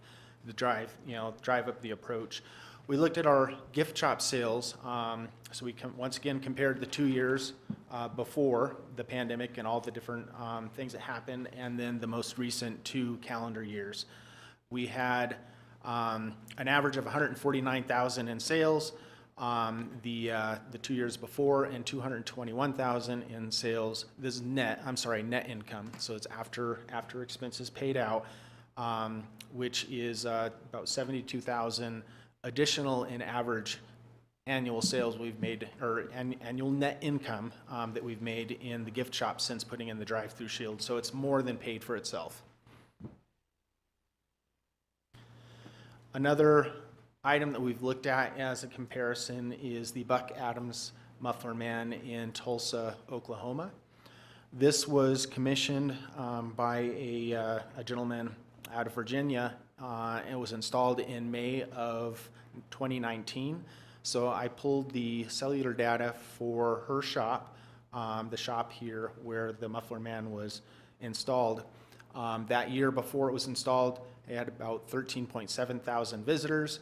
And then the most recent data that I could pull when I put this together, I didn't quite yet have April 2024 numbers, but it's tracking very similarly to the last year. So May 2022 through April 2023 went up to almost 55,000. So it was a 300% increase in traffic from putting up this statue. In fact, it was so well received that the owner of the shop is commissioning a second one. So she's going to have Stella Adams put up right next to Buck Adams, and it's going to have a male and a female Muffler Man. So same goals as before, fitting in with Kingman's branding as a Route 66 community, enhancing community pride, increasing engagement by the traveling public, and developing Route 66 offerings to enhance Arizona's centennial birthday, or to enhance the Route 66 centennial in 2026. So the Muffler Man that we were going to purchase previously has long since been sold by a different party. We had a lot of questions about the condition of it. It was sight unseen. This new Muffler Man that we're looking at having commissioned is made by the same artist in Virginia that made Buck Adams. It's actually the only person around that still makes these. He's made 6 or 7 that are on Route 66 now. And currently he has another 4 that he's been commissioned. Stella, the one in Tulsa, which is almost complete. A waitress in Illinois, a Texaco guy in Kansas, and an astronaut in Oklahoma. So he's very busy with, projects. This is something that's very popular, and it'd be a good artist to go with because he's proven he does good work. His name is Mark Klein. He's with Enchanted Castle Studios. What we're looking at in the design is keeping with the Western heritage, the waving cowboy, just like we were initially going to purchase. It's a little bit of a different design than the vintage Glenn Good cowboy. And then we'd have him hold a piece of turquoise as an homage to Kingman's turquoise capital of the world. Location would be, we'd come back to council and to our commission to help us identify a location. And external lighting is something that we could add on to this as well so that people could see it. The cost, $35,000 to $46,000, all in. Portion of that would be out of this year's fiscal years. If you were to approve this and we would move with it, we'd have to put funding down to get the project started, and then we would complete payment at the end of the project. Once again, we'd also like to have this completed in time for the Route 66 Festival. Mr. Klein thinks that's possible, so that's really the goal that we're going for, but we definitely want to have it up before the end of the year. And then there were questions about vandalism and weatherproofing from the last meeting. So we reached out to NAU Facility Services to get some information on what their experiences were with vandalism. Said the weather's not been an issue. The sun, rain, snow, not been any sort of problem with their giant. The paint department does go out and repaint it as needed. Last time was 8 or 10 years ago. They're subject to some vandalism, but nothing more than any other items on campus. The Cadillac RV Park Waving Cowboy, the Second Amendment Cowboy, they said that their cowboy is subjected to pretty high winds pretty regularly, 70+ mile an hour, and it's never been an issue. It's all their Muffler Man does just fine in the wind. Also wanted to just bring to your attention that there are other Route 66 communities that are looking at doing enhancements leading up to the Centennial. So Kingman's certainly not the only community trying to make improvements for the Centennial. The city of Katasua, Oklahoma, they purchased the iconic Blue Whale. It's surrounding 24 acres for nearly $2 million, and they're transforming that into a public park. Wilmington, Illinois, City Council, they'd reimagined their entrance to South Island Park, and they're incorporating the Gemini Giant, which was recently auctioned for $275,000 into that project. And then Tulsa Meadow Gold sign, this is a dairy sign similar to the Hotel Beale sign that we have in Kingman. They've been working on a $322,000 investment on refurbishing that and having that for people to enjoy off of Route 66. So just looking at some other examples. And of course, once again, looking beyond just the Route 66 Centennial, trying to get people to come off of the interstate and come into our community. I think that is the end of the presentation. With that, I'd be happy to answer any questions. Council? Councilor Eric, do you have a question? I'll kick it off. About the design, the cowboy holding Kingman turquoise, how has that come up with? Have you considered any other options, maybe holding a Route 66 shield? I don't know. I'm just throwing stuff out there. Did you have a panel to discuss design about, or is this from the person that's making it? It's really a lot of working with him and what sort of things he can put together. He's done a lot of different statues, and honestly, if council wanted to see a different theme, we could do a different theme. And it's based on molds he has in existence? The turquoise obviously is not, but Okay. no, Muffler Man usually holds something, either with one hand or both hands. So we kind of kept with the waving theme, inviting people, welcoming to Kingman. And then we thought if he was to hold something, that Kingman turquoise would be something that would be I like fitting. the idea of embracing Kingman turquoise. It's something that we haven't really addressed, or I haven't really seen be embraced by Kingman. But if you hadn't mentioned it, I would not have guessed that that was turquoise, and that was where this question's really sprouting from. So, thank you. So Counselor? Judge, how do you tie this in with the branding of Route 66? And where do we put it? The idea is to get people not only to get off the freeway, but to spend time in the city. So how do we tie the theme together? I'll say the Tulsa Muffler Man, the Buck Adams one, the Illinois Department of Tourism has used that a lot in promotions in the state. They've gotten a lot of media coverage from that sort of thing, so that's certainly something that we could get out of this. It's more than just an object, a sculpture. It's really a marketing campaign, just as they were when they were up in the 1960s. You know, it brought people into those different businesses. So this is really installing the Muffler Man is kind of the campaign, the thing that's going to get people to want to come in and get their picture with it, see it. You know, they're going to see it off the road when they drive by, and that's going to have them pull over to see what that's all about. As far as the location, we're going to identify some different locations and come back to council and get your input on where you'd like to have it seen put. But we're just to try to keep on the timeline as having it commissioned so that we can have the build start. You know, it can be built before we identify where it's going to be put. And then are you going to, in any way, try to tie the cowboy theme to some of our local Western, you know, Andy Vine, Bob Bosbell, Tap Duncan? I mean, to incorporate any of that history into the story? Or I'm just curious. Are you asking if we would, Yeah. sorry, Councilmember Ward, are you asking if we would Develop theme a this off theme of one around of it those? that's Western toward our local cow, actually. Off of a specific individual, or just trying to keep to No, the just heritage? in general. Yeah, just the general Western heritage. That's our idea, is we're wanting to try to celebrate Kingman's Western heritage, our ranching days, the pioneers. Any other questions, Yeah, comments? The one that's in Oklahoma, what business is that at? It's at a curio shop, Okay. Buck Adams All right. Curio Shop. My concern is where are we gonna put it? You know, because people are gonna wanna pull off the road and go somewhere. Is this better for a private business to have? Or is this something we clutter up downtown with? Because we already have the drive-through shield. We have the new Heart Neon. And I know downtown has a theme. You know, I thought we were going with the neon theme. So, you know, where do we put this? And would it be better to have a private business put it in to attract more business for them?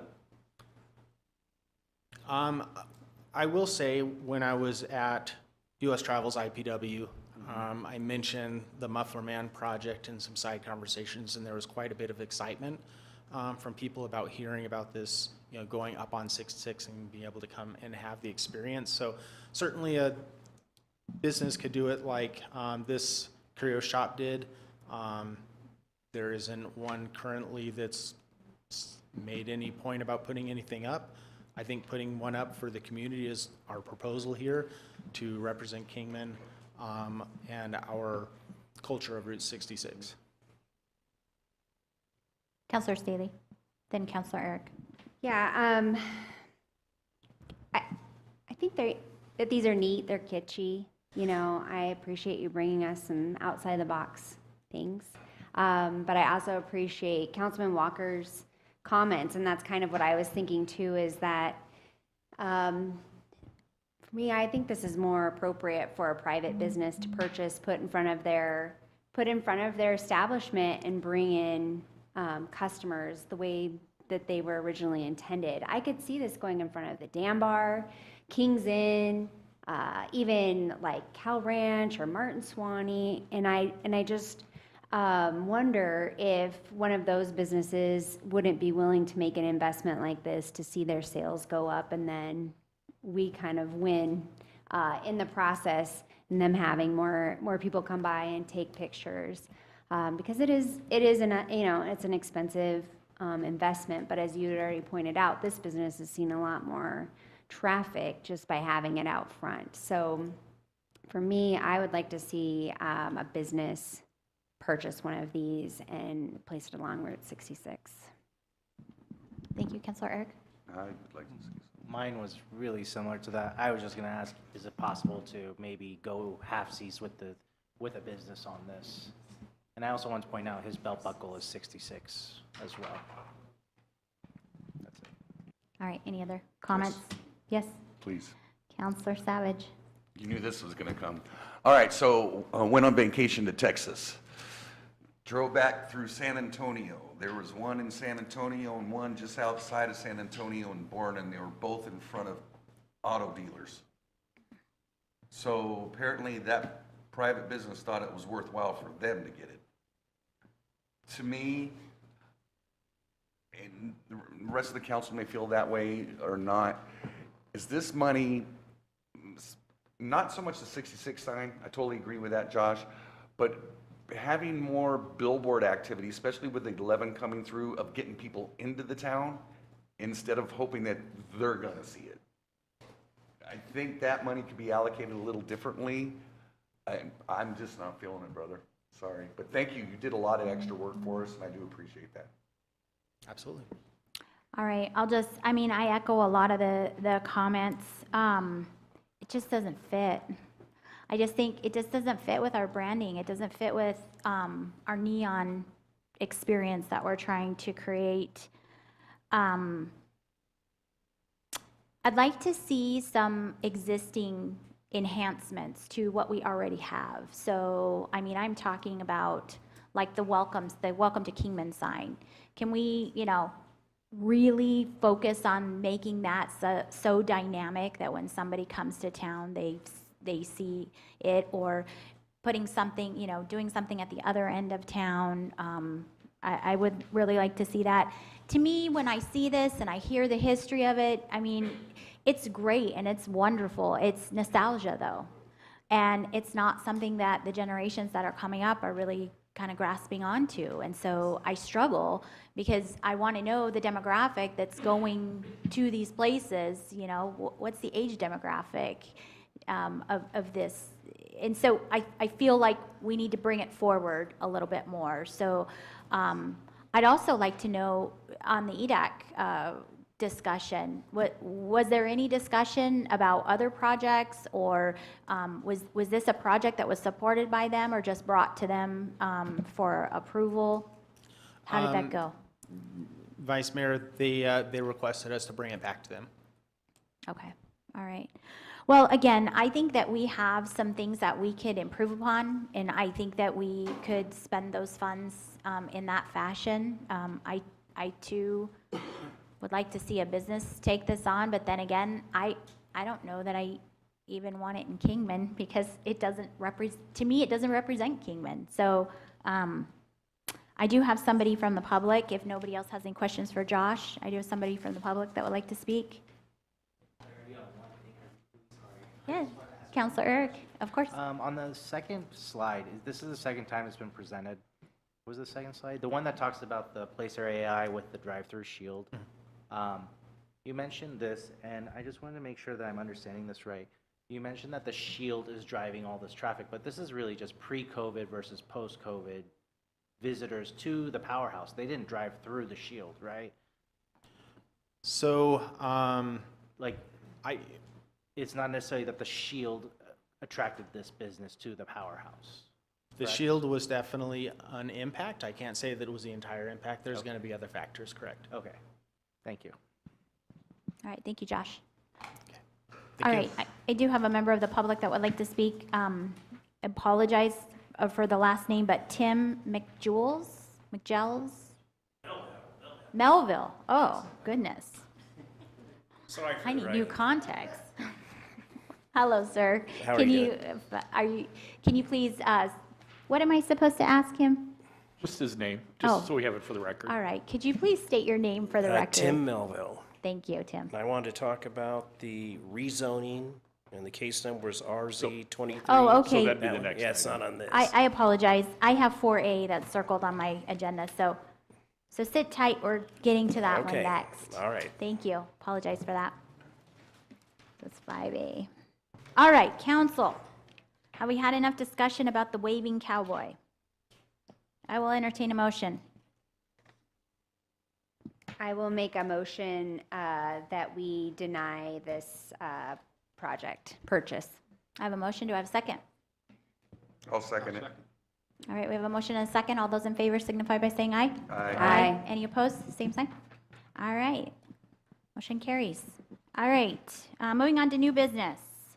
We have item 5A, public hearing, ordinance number 1954, rezoning case RZ 23-0004. A request from KTH Consulting, Kathy Tackett Hicks, applicant, and Pink Daisy Properties LLC, property owner, to rezone certain property from rural residential to C2 commercial community business. The subject property is located in the northeast quadrant of the North Bank Street and Keno Avenue intersection at approximately the 3700 block of North Bank Street.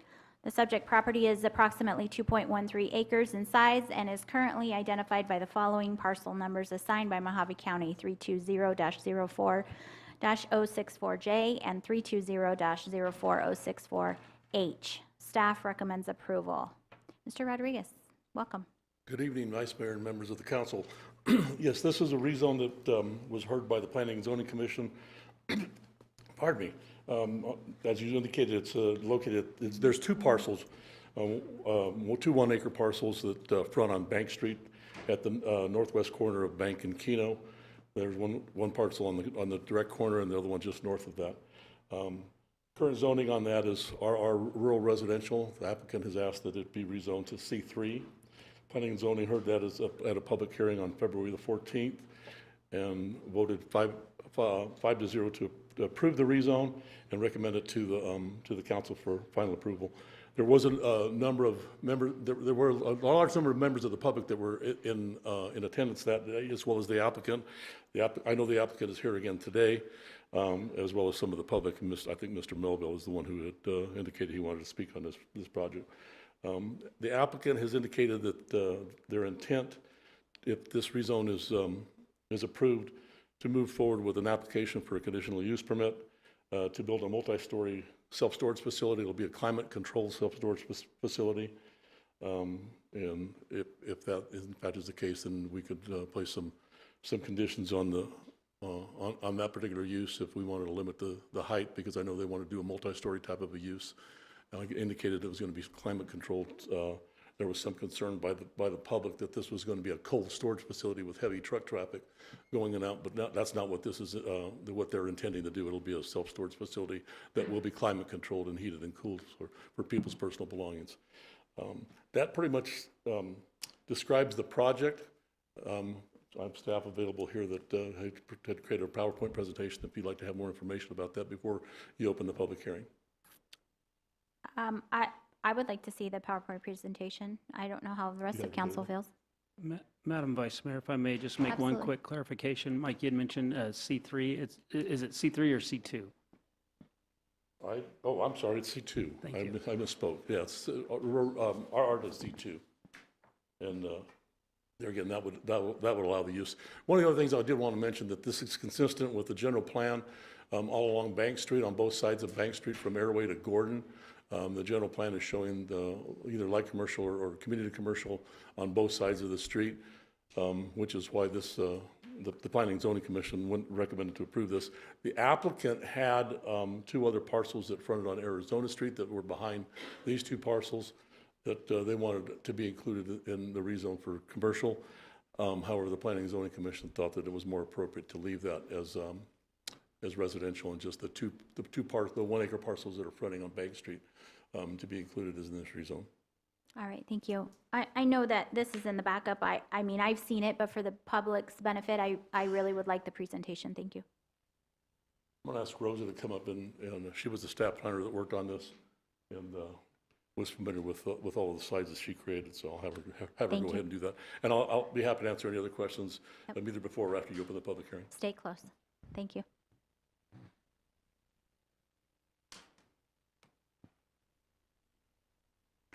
Hi, Rosa, welcome. Hi, good afternoon.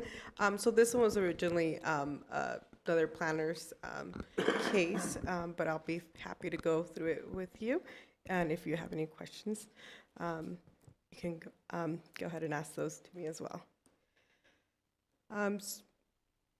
Give me one moment. Oh, okay. So the applicant is Kathy Tackett Hicks. The property owner is Pink Daisy Properties. Their requested action is a rezone of approximately 2 acres of land from rural residential to commercial community business for a proposed mini storage facility.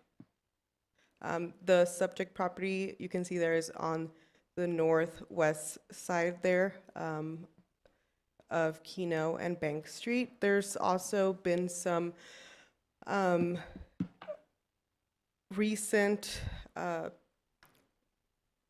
development along the across Bank Street for Journey Church as well, and to the north of Bank Street. Other similar rezones from rural residential to commercial. The proposed change is seen here. The existing zoning is rural residential. The proposed would be commercial C2. This complies with our general plan land use designation.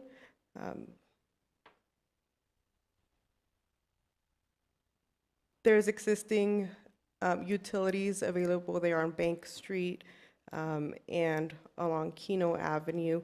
Of course, they'd be required to provide extensions to the site if needed. This is a picture of the site looking northeast on the top there and looking northwest on the south picture. I'm sorry, on the bottom picture there. Looking west and looking south on the bottom. You can see there's some residential properties across the street there. Looking east. So again, this complies with the projected land use map, which is designated as community commercial. The proposed amendment will not be detrimental to the public interest, health, safety, convenience, or welfare of the city and will add to the public good as described in the general plan. The site is suitable for the anticipated use, and it has a slope of 1.25, so it's relatively flat, has access to water and sanitary sewer infrastructure. If approved, the rezone will then go through the CUP process, as Mike mentioned earlier. Through that process, there's also the option of including additional conditions and ensuring that the proposed use would be appropriate for the site. And then it will go on to a site review process where, again, we will ensure that it complies with the zoning code to ensure its compatibility with the surrounding area as well. The planning staff recommends approval of this rezone, and the Planning and Zoning Commission also recommended approval by unanimous 5-0 vote. All right. Thank you, Rosa. For sure. Questions for Rosa? Council? No? Thank you. Any questions for Mr. Rodriguez before I open up the public hearing? No? All right. I'm going to open up the public hearing right now. We do have a gentleman that wants to speak. Mr. Melvin, come up here, please. Melville. That's correct. Thank you. Welcome.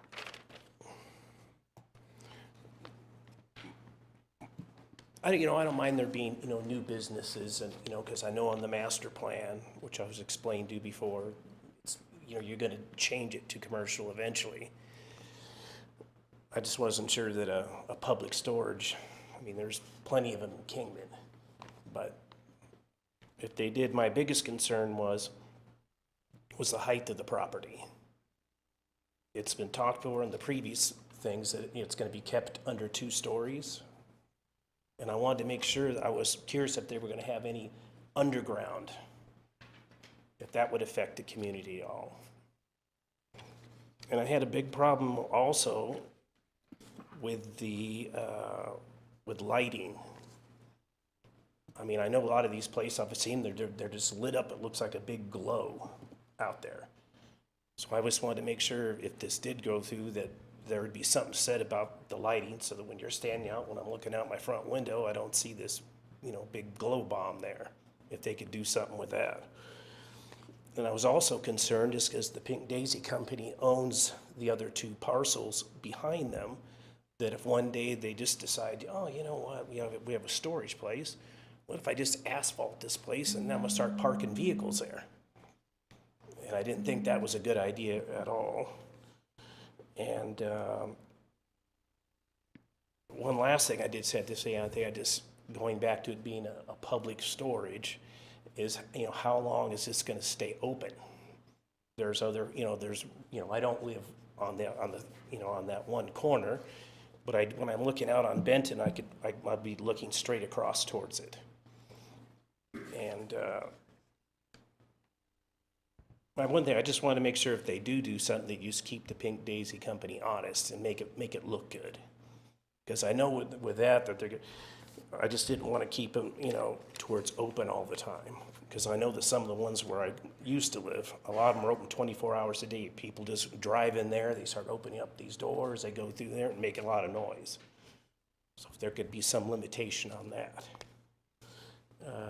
One other thing, I didn't want the public storage to begin with, but like I said, I don't want to, hold back, business.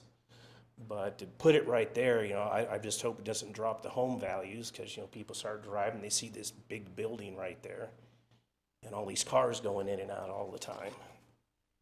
So I just want to put my 2 cents in there. All right, thank Thank you. I believe we have the applicant here, so I believe you can probably answer quite a few of those questions. Welcome. Can you please state your name? Good evening, Honorable Vice Mayor, City Council members. My name is Kathy Tackett Hicks. I'm acting as the owner's agent on this. I am able to answer several questions. I just want to clarify something concerning this request. So the original intent that we let the city know, we spoke with them, was to rezone the 4 lots, the 2 that were to the west as well. Pink Daisies owns all 4. That was our request. I did hold the public hearings. We held 2 of them. Each of those 2 meetings, there were 10 to 12 people there. They did express a lot of concern, opposition to having commercial adjacent to Arizona. When Mr. Humphreys had met with the city, they spoke about different access points on Arizona, Keno, and Bank. But when we went to those public hearings, it was clear that the surrounding residents did not want commercial on Arizona. So we modified our request, and the actual application included just the 2 lots fronting Bank Street. That makes sense. I've been here 35 years. The city and county has been working with drainage improvements along Bank. It's always been identified as a commercial corridor. This is a commercial use, and it does match, the general plan and the longstanding goal to develop the Bank Street. I do want to answer some of the questions he had.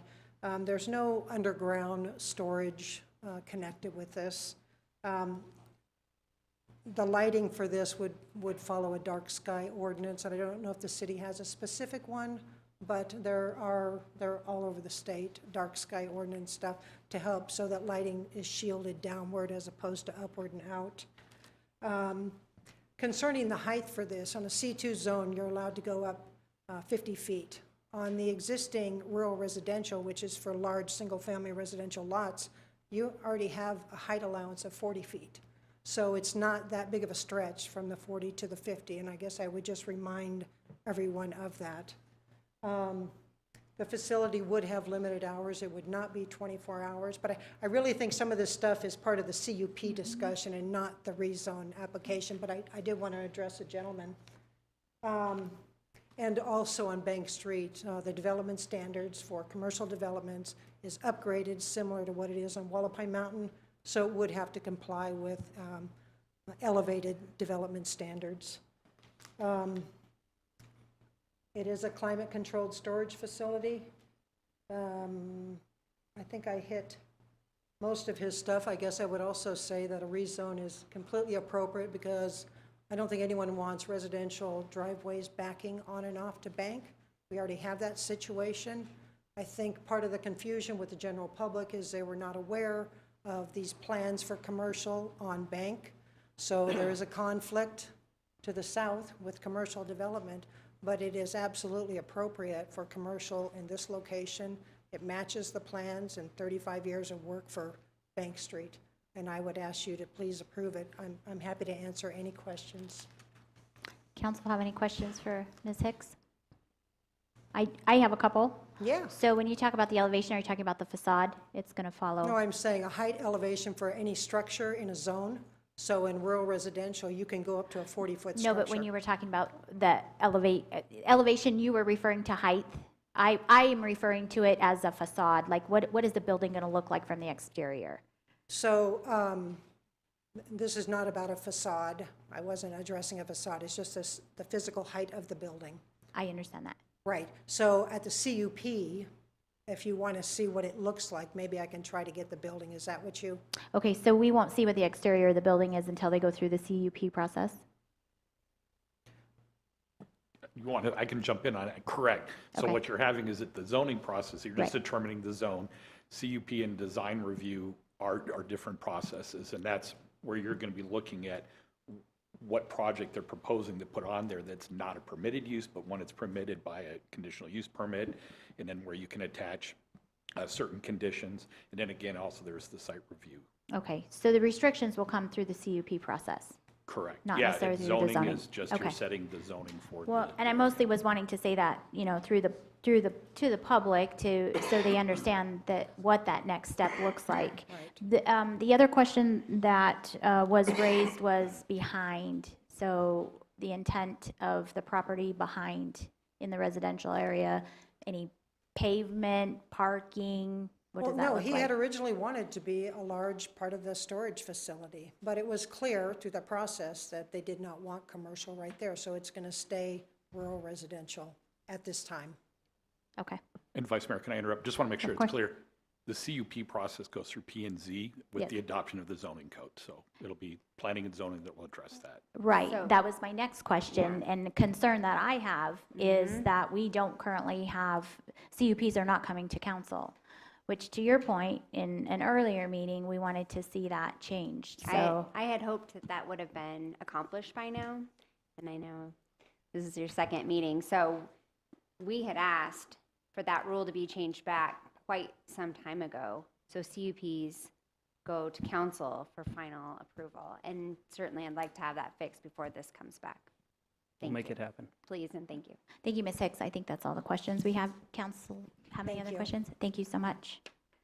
I do have a question for Tina, though. Tina? Vice Mayor, Oh, yes. if I, just to Oh, clarify I on that, process-wise, we will make it happen. Thank you. I'm concerned timing-wise. Mhm. If this gets approved tonight, they would be applying for their CUP right away, so I would assume it would go back to the next Planning and Zoning Commission before we would have a chance to actually make that adjustment through the ordinance. And they would apply prior to any change, so we wouldn't be able to go back retroactively and force them to come back to the council. So if council has concerns regarding what's being proposed there, it could be addressed through, some of the conditions placed on an approval of a rezone. So if council wishes to approve the rezone, you could add conditions to that rezone that would restrict whatever concerns you might have. Okay. Do you want me to close the public hearing? As long as there's nobody else that Nobody else? has No. questions. Okay, I'll close the public hearing. All right, council. Questions for Ms. Moline? Mhm. Thank you. Absolutely. I know this is not the CUP, but since we're talking about conditions or consideration of whether we'll move forward, I wanted to ask, do storage facilities create any sales tax revenue for the city? They would. That is a really great question, and I wish I could answer that off the top of my head. I do not believe that they would fall in any of the, they would, absolutely. So they would fall in the rental tax. So there, it would generate the 2.5% rental tax. So it is rent, and is that the rental tax they're getting ready to repeal? It is not. It's the tangible personal property rental tax. Okay. Thank you. Thank you for that question. You're welcome. The reason why I asked is I just think that as we move forward and we continue to look at uses for commercial land, and if we're not annexing, then that means we're quickly running out of commercial property. We should be keeping in mind what we're approving these for. If they're not making, if they're not creating any sales tax revenue, then it's not really helping us to do CUPs on them. So I wanted to bring that up, but it does turn out that they do create some revenue. So that was my only question. All right, counselors, any other questions, comments? I do. I can't believe this isn't already zoned commercial because of the fact that Bank Street has been designated a main thoroughfare. You don't want residential backing out onto it. I think this is a no-brainer. We can deal with the CUP later, but I live in a neighborhood where I have a Planet Fitness. I'd rather have a mini storage in my neighborhood than a Planet Fitness. I talked with an operator of one of these. Weekdays, and this is down in the valley, they get 25 to 30 cycles, cars a day. Weekends it goes up. Planet Fitness, I think they're still 24/7, but they're open till at least midnight. We get 600 cycles a day in that neighborhood. I personally wouldn't have a problem with one of these in my neighborhood, but the zoning that they're asking for tonight makes sense. I'm for it. So in your comment, you mentioned we'll deal with the CUP later. So you Well, realize or- the CUP is not coming back to us, and we only have an opportunity, if there are any restrictions that we want to make, we only have the opportunity to do it on the zoning. Well, the restrictions that would be placed on it's restrictions we already have, correct? Zoning, Yep. we have lighting, we have hours of operation. I mean, what else would we throw at them? Mr. Rodriguez, I was going to ask you to come up and tell us what the CUP restrictions are for storage facilities. The CUP, the conditional use permit, you can place a number of, a variety of different conditions on the project. Just as an example, some of the recent mini storage facilities that we've had approved by the Planning and Zoning Commission, they restrict the number of, or the hours of operation from 6 o'clock in the morning till, I think, 10 o'clock at night, or even earlier. You can condition the type of lighting that they have, that they can't broadcast lighting on adjacent properties, especially if they're zoned residential. You can limit the height of the buildings and the size of the buildings as far as the building height, so the mass of the buildings. Trying to think of what other type, I'd say that just about any kind of condition that would be applicable through the zoning code. And if there are provisions in the zoning code, we could apply those kinds of conditions in a conditional use permit. And I'll defer to Carl for clarification of that, if that's accurate, but I believe it is. Right, and I think basically what you're looking at is you've got a planning and zoning commission that they have the authority to do this, and they've done some of this in the past. And if there's some concerns that you have, if you voice them now, I'm sure staff can make sure that they address those at the P&Z Commission meeting to basically address those situations that I say addressed too many times. What I was getting at, I believe we already have a boilerplate for these type of uses. You do. Do we have any idea what the kind of building it is? Is it a metal building? It will likely be some type of metal building, although I do want to clarify that along Bank Street, we do have design standards that are applicable to Bank Street as we do on the Wallapai Mountain Road corridor. Because I know, well, like Bank has a bunch of different metal buildings on it, and it's not really a problem there. But like Wallapai has a very strict code almost. Wallapai Mountain Road and Bank Street, both of those corridors do have stricter design standards in the city than other parts of the city. One of the things that we've been seeing is more and more metal buildings are being brought forward for building permits. We look at our design standards, and they really try to limit the amount of metal siding on buildings.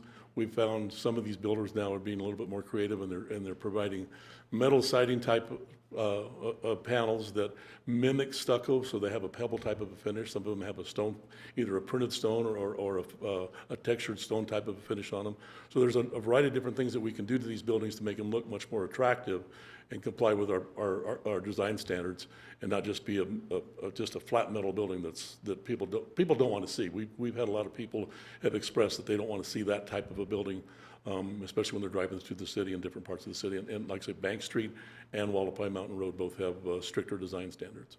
Okay. And that was going to be, that's my only concern is what is it going to look like? Because, and so hearing that we have the same design standards as Wallapai, because if we're going to look at that as the next commercial corridor, I don't want to see a bunch of metal buildings on down that. And the planning staff will take the council's comments to heart. And as Carl indicated, that if there's some direction you want to give us on what you'd like us to be able to do when we start reviewing and processing these applications to present to the Planning and Zoning Commission, then, by all means, we'll take that direction and make sure that it gets applied. All right. I would like to make one point. Councilman Jingus said, or Eric said that there's other metal buildings on Banks, but not from Airway to Gordon in the city. Yeah, it's farther north. Yeah, it is in the county, but in the city, and that could be part of the reason that people haven't developed there yet, because they know they have to build to a higher standard. So. Thank you, Mike. All right, council. I will entertain a motion. One more comment. This is, P&Z is, I believe, your commission, correct? Okay. Correct. Okay, I just. Council? I'll make a motion to approve the zoning tonight. I'll to second. C2. All right, we have a motion and a second. All those in favor signify by saying aye. Aye. Any opposed? All right, motion carries. All right, moving on to item 5B, Kingman Municipal Airport Aeronautical Master Developer. Staff is seeking approval to invite Davcon Aviation LLC and partners to request for proposal phase of selecting an airport master developer to lease and develop approximately 339 acres of aeronautical land at the Kingman Municipal Airport. The city has issued a request for qualifications, or an RFQ, IGM-2024-001, to solicit competitive statements of qualifications from development firms or a group of firms that have assembled themselves into a master development team. A group of firms that have some master development teams with expertise in aviation developments located on public use airports. Successful offers under this RFQ will be invited to participate in a subsequent request for proposals process through which the city is seeking to create a public-private partnership that will maximize long-term revenues for both parties and generate economic benefit to the city and its airport through the development of approximately 339 vacant acres of aeronautical land located at the Kingman Municipal Airport. Staff recommends approval. Doug, welcome. Vice Mayor, council members, sorry about that. I'll figure out a way next time to shrink down that summary. Give people a little bit of background on this. About last summer, we've had a development company that came up to us and expressed interest in developing a mass portion of aeronautical land at the airport. They have stated their intentions, and in the process, when they began to start to state their intentions, we started doing research on these type of developments. So we looked into 3 airports. We have Reno Stead's information, but we are really focusing mostly more newer. Reno Stead was done back in 2007. So we found out that Mesa Gateway Airport and then Falcon Field Airport both conducted these type of large-scale developments. So we went to them, spoke, interviewed them with their processes. And with that being said, we looked at Mesa Gateways, which was a 2-step process. One was an RFQ. We asked them why they issued the RFQ first, and that was to drum up a little bit of competition. If there was another developer out there that may have looked at it and have not really put everything together, that would have given them a little bit of time, because all they had to do was just express their expertise, their partnership, and their background. And that would have, how can I say, give them a little bit more time to be prepared for the second phase if they were invited. But when the RFQ phase came in and we received solicitations, we received one that was from Davcon. The committee comprised of individuals from the city economic development, county zoning planning, airport, and then public works. And then also we brought in another airport manager to provide their input. And we scored, and all the committee members recommend then to proceed to the next phase, which will be the request for proposal phase. Keeping this short, the request for proposal phase will pretty much require what they're going to improve, their phasing, and their deal structure. Does anybody have any questions? Council? Councilor Staley? Do you, are you expecting that in this next proposal, and thank you for explaining why you did too, I was wondering that when I read through all of this. Do you expect that their proposal will look similar to what we have already reviewed? That is a little bit that could change due to the fact that some time has passed. We are believing that they are speaking with some of our current tenants. We believe that they are also speaking to other businesses outside of our area, trying to bring them in. So there could be some changes that are involved to accommodate those additional businesses and their needs. Can you, are you able to tell us what sort of investment you're expecting this company to make in our airport? Can you give us a ballpark? We're expecting over $250 million. $250 million. Yeah, from the estimates, we're probably looking at around anywhere from $200+ million. That is really, really exciting. That's the reason why I asked you that question. I want the community to understand, because this is sort of an introduction to what we've known, but it hasn't been public, and so this is huge for our airport, and this is a very exciting time to see that kind of an investment made on the air side, because we've seen so much happening lately in the industrial park, but this complements this, and especially now that we have the draw site pretty much completed. You know, this is what we had really hoped, is that we would start seeing that investment come on the airport side. So I just want to thank everybody that's been working on this and really underline that exciting things are happening out at our airport. Yes, ma'am. I'll be honest with you. Everybody looks at me, they say that you're really excited about it, but I also have to keep a cool head and understand that nothing is final until we have signatures. Sure. Don't count your chickens, but we should be excited. Thank you. Any other questions? I did. Councilor Herrick?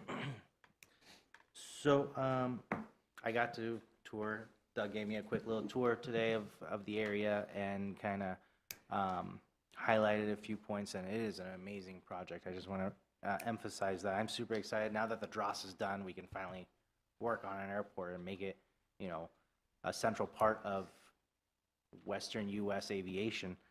My only thing was when I was looking through the packet, everyone kind of gave a score to DavCon, and Bennett gave the highest at 76, and Jack gave it the lowest at 62. Both of them are still like C's and D's in my head. I don't know if that's industry standard, but I kind of wanted to know what's the big influx? Like why not 90s? Is it out of 76?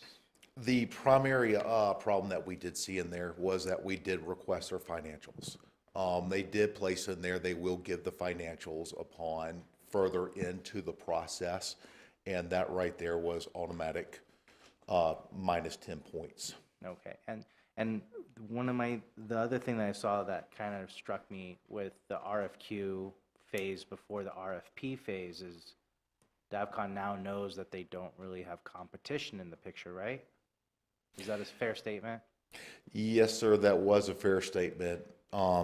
And that was often discussed, but at the time we did have some people that expressed they had possible interest. And so we were trying to hopefully draw them out, and they decided not to participate. And then do you have the costs of Falcon, the other three airports, Mesa, Eagle, Falcon? Falcon Field, are you talking about the cost of their development? Yes. I can't I can't remember Falcons Fields off the No, bat. but you have access to those numbers, something that we can create a benchmark off of? Well, not the actual cost of their development. We could probably reach out and get that information, but we do have their leasing amount and their deal structures. Mesa is a lot different because Mesa is much more of a mixed use. Okay. It's not just aeronautical, it's beyond the aeronautical also. And they're all developed by DavCon? No, DavCon actually created Mesa Hangars out of Falcon Field. If you go to mesahangars.com, you'll see their actual hangars. We did go down there and we took a tour. They look awesome. In the past. They are amazing. They are, and we even kind of followed up with their airport manager. The airport manager's been very excited working with them. She gave them a glowing recommendation, and through discussions with them, and then also mentioned it, requesting, backing it up with some of the FAA. We asked them.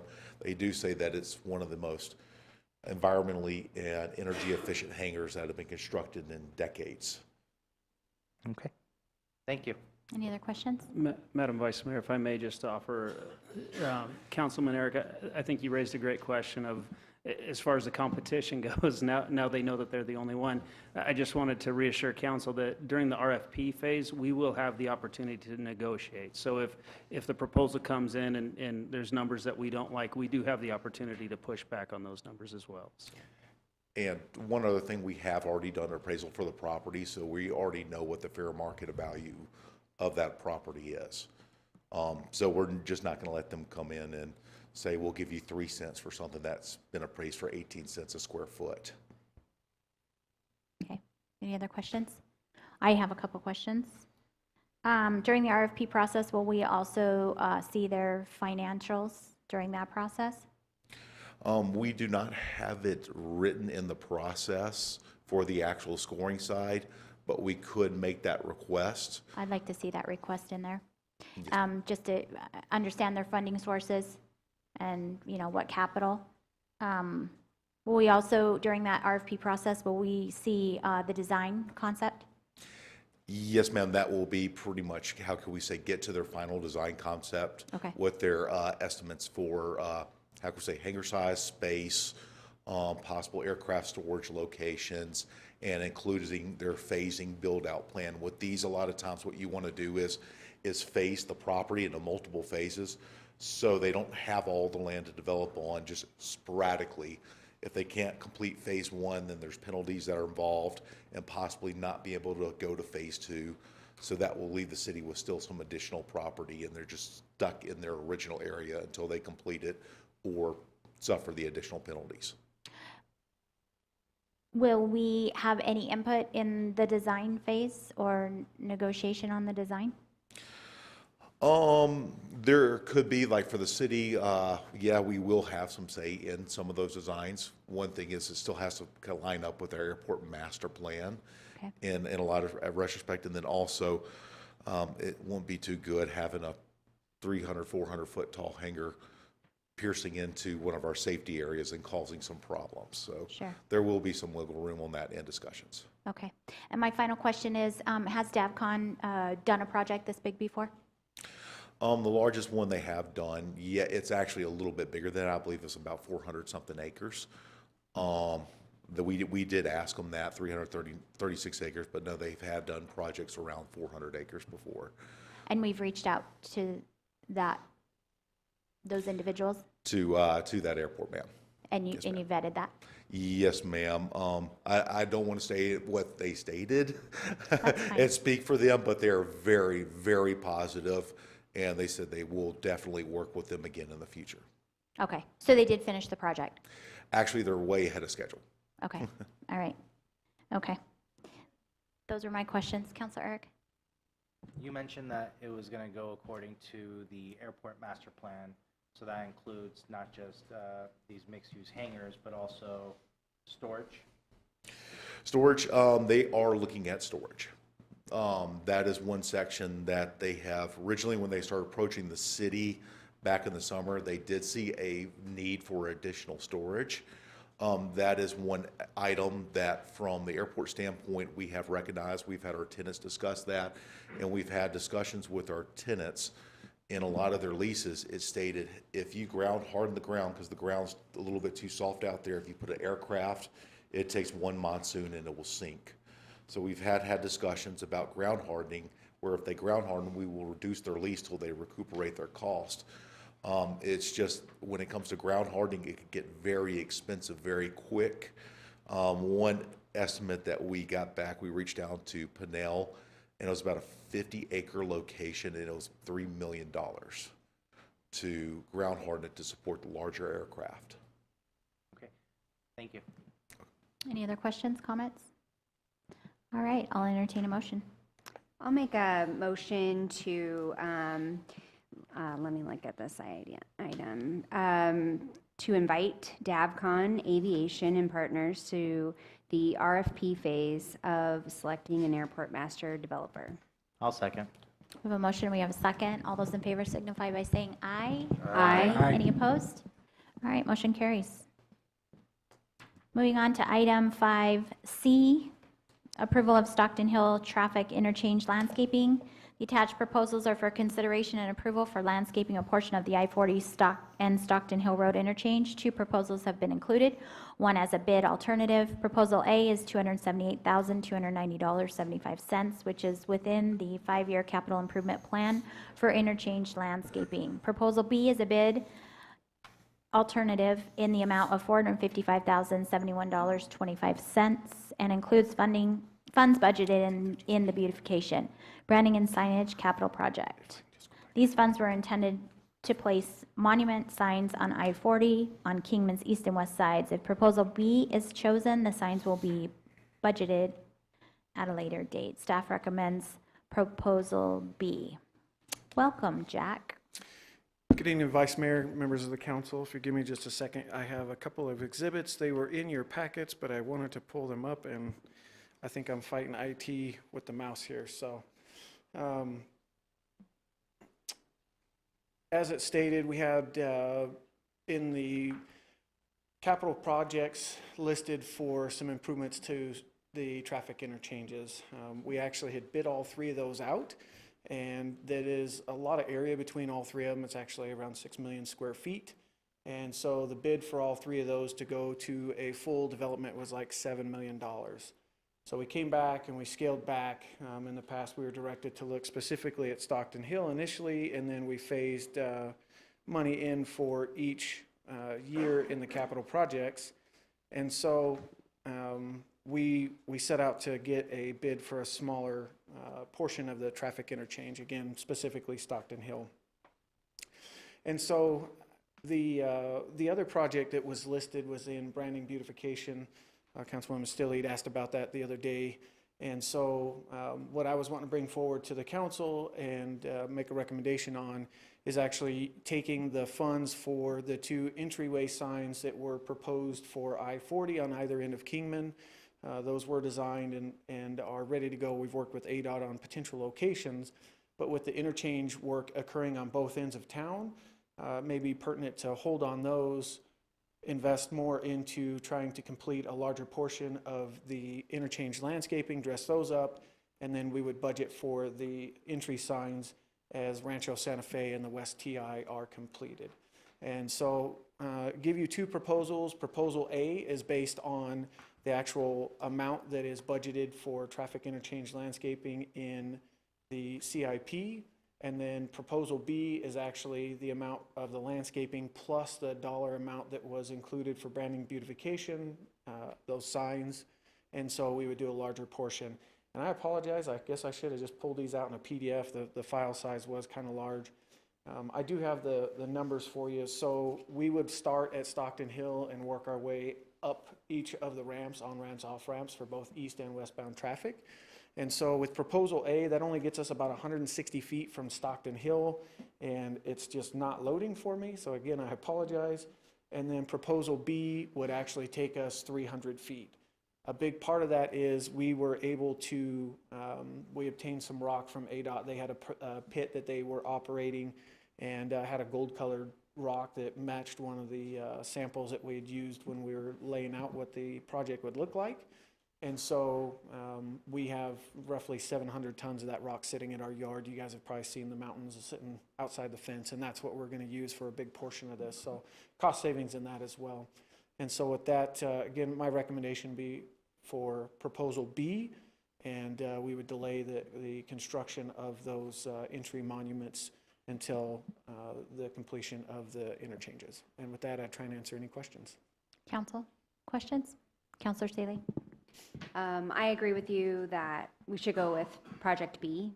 The other one I think is just such a small area. I don't think it's going to quite make the impact that we hoped it would in cleaning up these on and off ramps. So I am for project B. My question is, did this go out to bid, or is this one of the job order? It's one of the job orders. We did get we did do a bid for the full amount, and then this is actually based on the job order. And a part of that was honestly hoping to utilize with Bannockey in the area, wrapping up the downtown project, try and be able to roll into this one shortly after and save some of the mobilization. But as well with us trying to, without having to go back and change the plans to show just a smaller area, we opted to utilize the JOC. And that way we could work the scope out with the contractor and kind of negotiate back and forth on fitting into our budgeted amount. Okay. I think this company did a great job on downtown. So I'm not complaining about that. But of course, when we do this, and this is just sort of a pitch to get that employee that we had talked about to do procurement, because this is a job that a local company could do. Not mine, because we don't bid on city projects, but there are other local landscapers that could have done this, and we could have kept this money local if it had gone out to bid.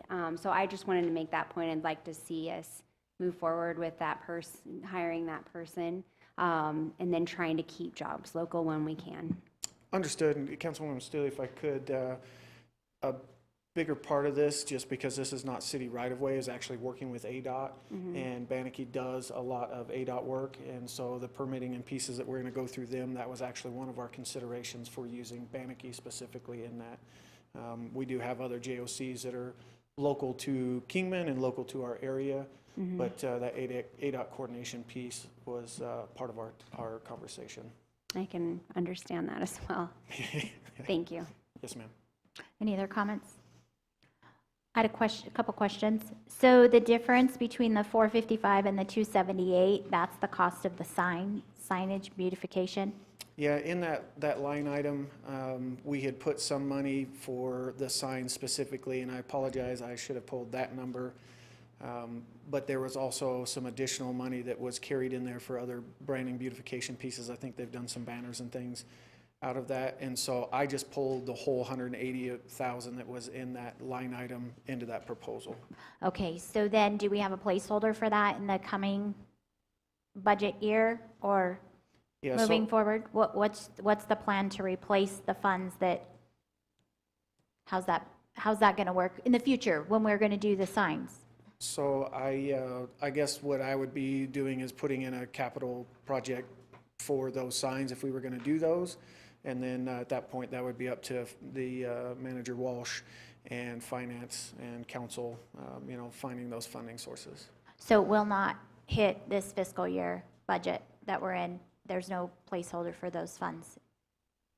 I'm sorry, can you give me? Well, I see Tina approaching. Thank you. She might understand what I'm asking, or maybe I need to ask in a different way. Nope, I think I understand, Vice Mayor, so thank you very much for your question. As Jack said, we would not be installing those monument signs until the interchanges are complete, which won't be until 2026. So we would program those monies for fiscal year 26 or fiscal year 27. Okay. And we could certainly, there is still time to add that to the 5-year CIP and bring it to council for the tentative budget adoption, if that's your pleasure. That's where I was going in this, because we have the 5-year and we're sweeping these funds. We need to program it in for the years that we anticipate these funds being spent. So that's exactly where I was going. If that's the will of the council, we can So definitely I do would like that. to see those funds be replaced for the coming fiscal years, when we plan to install those signs. Okay, looking for nods. Yeah, okay. All right, there's your direction. Thank you for that translation. Jack, I also had a question on exactly what it's going to look like. So I see in our backup that we had included design for irrigation for the existing trees. That has been since eliminated. It has. Question though, is it going to just be all rock? Is there any vegetation? What does that look like? So it is cleaning up the area, and it will all be predominantly rock. We'll have the existing trees.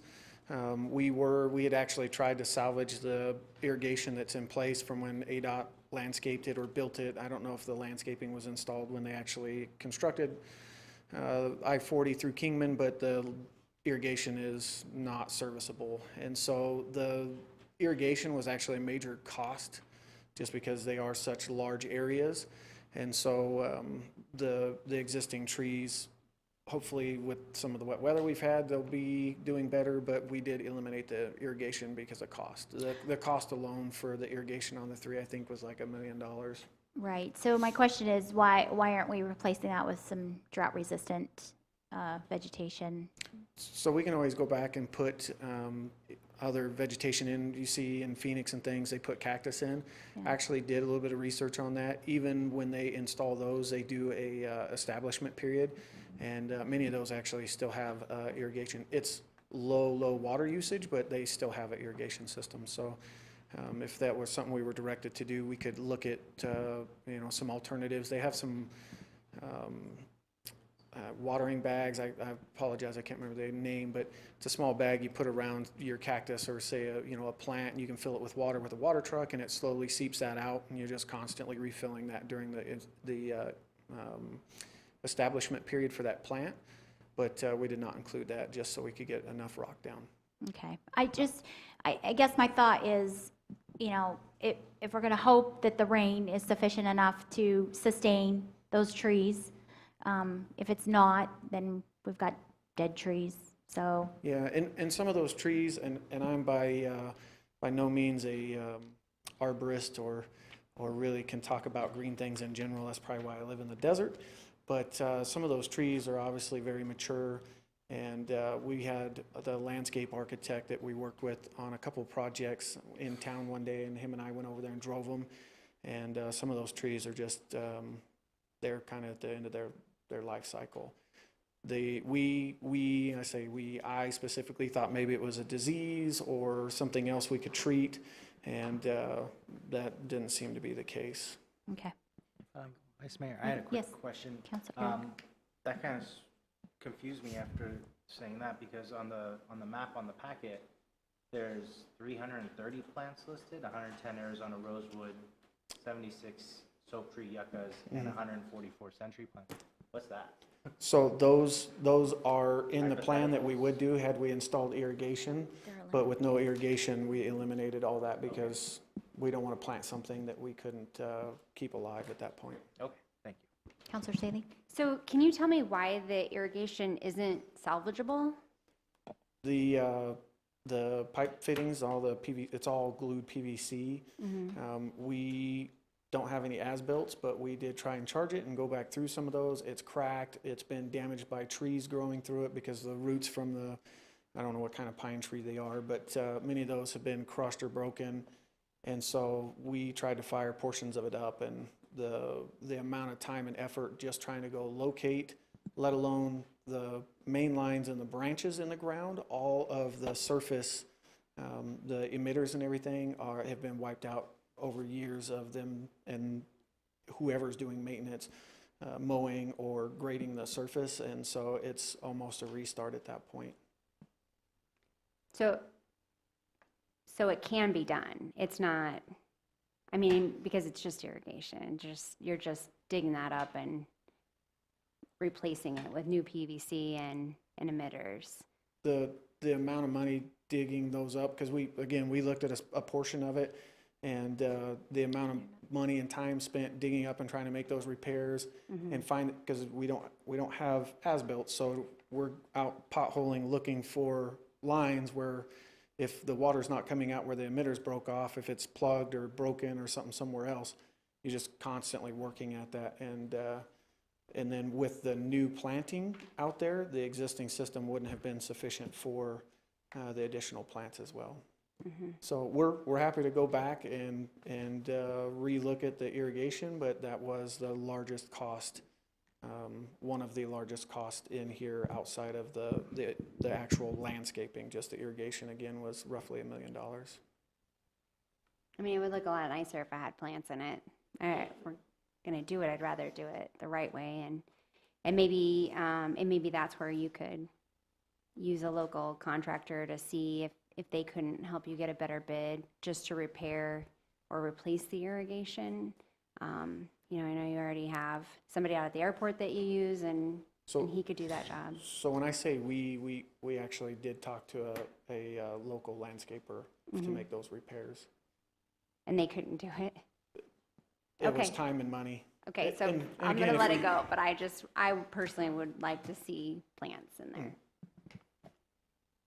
That's why I was trying to meet halfway, get some drought-resistant something that, you know, would still look nice, but it would be aesthetically pleasing. It would be, you know, cultural to our habitat, you know, desert, that kind of thing. So that's kind of where I was going with that. So we could go back again, proposal B takes us 300 feet from Stockton Hill. So if we go back and we look at plants and irrigation, that's gonna shrink, right? We're gonna be closer. And it sounded like before we were concerned with how far we're going up the TIs. I'd be happy to go back and try and pull plants and irrigation into that. Just keep in mind how close we're gonna be getting to Stockton Hill at that point. I'm fine to leave it. What are we gonna be doing for weed abatement on this once we get it down? So we have, we actually, again, to save costs, because we have our own applicators, we're gonna go in and we're gonna do multiple treatments with pre-emergent. And then once the the landscaping is in, then we'll treat with post and pre-emergent applications periodically. Any other questions, comments? Did you have something, Councilor Ward? Well, as far as the landscaping, I'd go with steel. You don't have to water it. But most of the desert communities, you see a lot of metal art and instead of landscaping. But if in the desert and with irrigation, it's constant. I mean, I've dealt with irrigation since I've been out here, and if you put in a new system, it's great for a few years or until somebody steps on something, and then it's shot. And by the time you figure out it's not working right, trees are dead, I'd go with metal. We should relocate the rabbit. Good point. Good point. All right, all very good points. All right, thank you, Jack. Thank you. Have a good evening. All right, council, I'll entertain a motion.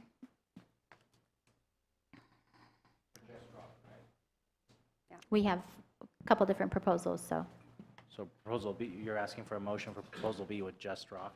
I'm asking for the proposal as it is, yes. If you so wish to make that motion. I'll motion for proposal B with Just Rock. Second. Okay, we have a motion, we have a second. All those in favor signify by saying aye. Aye. Aye. Any opposed? All right, motion carries. Moving on to 5D, approval of street regulation revision to include microtrenching. Microtrenching is a technology that is used to install small diameter conduit, usually communication cables, in shallow underground trenches within pavement section of a street. Fiber optic cables are currently being installed in many locations in the city, and the contractor would like to use microtrenching in some or all of these locations to facilitate a faster, more cost-effective installation.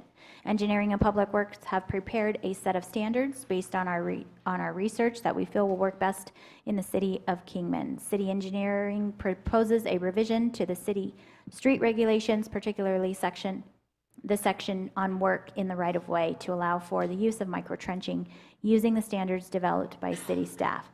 Staff recommends approval. Vice Mayor, I will be recusing myself from this. All right, thank you, Councilor Walker. All right, welcome, Mr. Garman.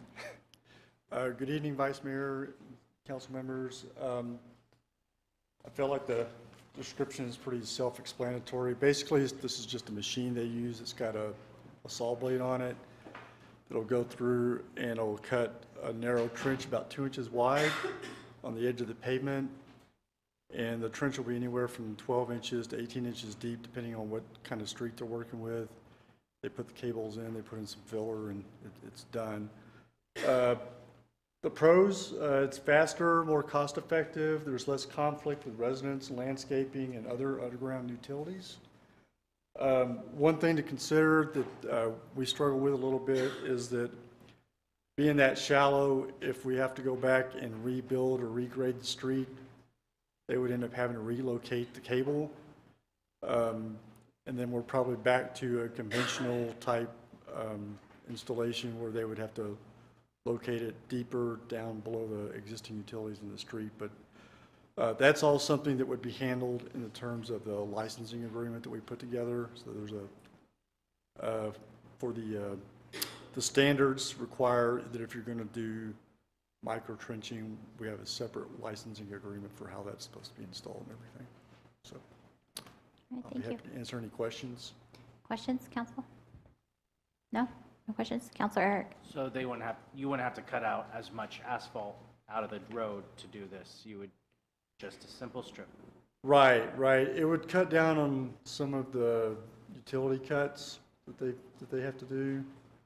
So it would just be a little trench that's on the edge of the. And then if they're repaving anyway, it would be easy to bury it later in the future as well.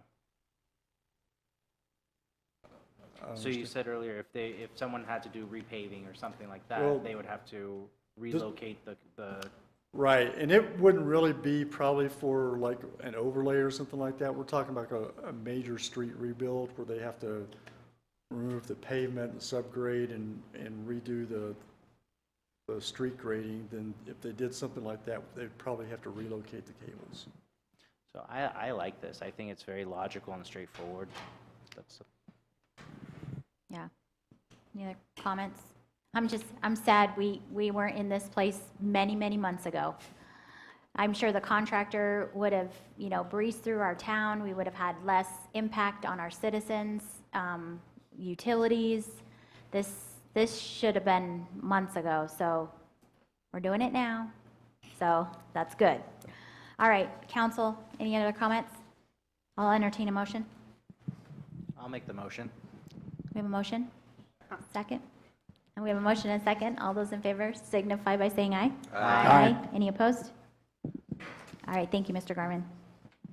All right, item 5E, authorization to approve change order number 9 to the Haley and Aldrich contract for the airport dross remediation project. Consideration and approval of a change order to the Haley and Aldrich contract for the airport dross remediation project. In addition to the excavation, transport, and disposal of the 15,580 tons of dross as approved in change order 006 by the council on March 19, 2024, Haley and Aldrich removed an additional 3,000 tons of dross impacted waste material from the pocket. This change order is to approve waste loading, transport, and disposal of an already excavated additional 3,000 tons of dross impacted waste material of the remaining dross that was excavated from the pocket. Staff recommends approval. Welcome back. I hope that one was a little bit easier on that summary. Upside, this appears going to be our last one, making a request for a change order, additional money. After this point, we're probably expecting to receive credit. This is very much linked into change order 6. Change order 6, they found a hidden pocket. They excavated it, and I believe that was for around 15,000 tons. And when they removed it, actually it was an additional 3,000 tons that they excavated it. And this is just to make up for that additional cost for the 3,000 tons, which is the 772,000, I believe. Okay, thank you. Council, any questions? Comments? No. All right, I'll entertain a motion. I'll make a motion to authorize change order number 9. We have a motion. Do we have a second? I'll second. We have a motion and a second. All those in favor signify by saying aye. Aye. Any opposed? All right, motion carries. Item 5F, public hearing, City of Kingman General Plan 2040 update and Resolution number 5505, adoption of the City of Kingman General Plan. The City of Kingman Development Services Division is working with consultant Jessica Sarkeesian of Upfront Planning and Entitlements LLC on the General Plan 2040 update. The General Plan 2040 has completed the required 60-day review timeframe and the Planning and Zoning Commission review. On April 17, 2024, the Planning and Zoning Commission voted 4-0 to send the document recommendations to City Council for approval. The City Council held a public hearing on May 2nd, 2024. This is the second of 2 City Council public hearings. Staff has prepared Resolution 5505 for Council consideration, adopting the City of Kingman General Plan 2040 and submitting it to the voters of the City of Kingman. Staff recommends Council hold the public hearing and adopt Resolution number 5505. Welcome back. Vice Mayor and Council, I think you said it all right now, so we'll just invite our consultant Jessica Sarkeesian with Upfront Planning and Entitlements LLC. She's been working with our staff for several months now, working on this project on the general plan update. As you indicated, this will be our third public hearing to be able to bring this thing forward, and if you adopt the resolution and approve this moving forward, then we can put it to the voters sometime in the fall. And I'll let Jessica go ahead and do her magic with the presentation that she has for you. Thank you. Welcome, Jessica. Thank you. You have the PowerPoint? Okay.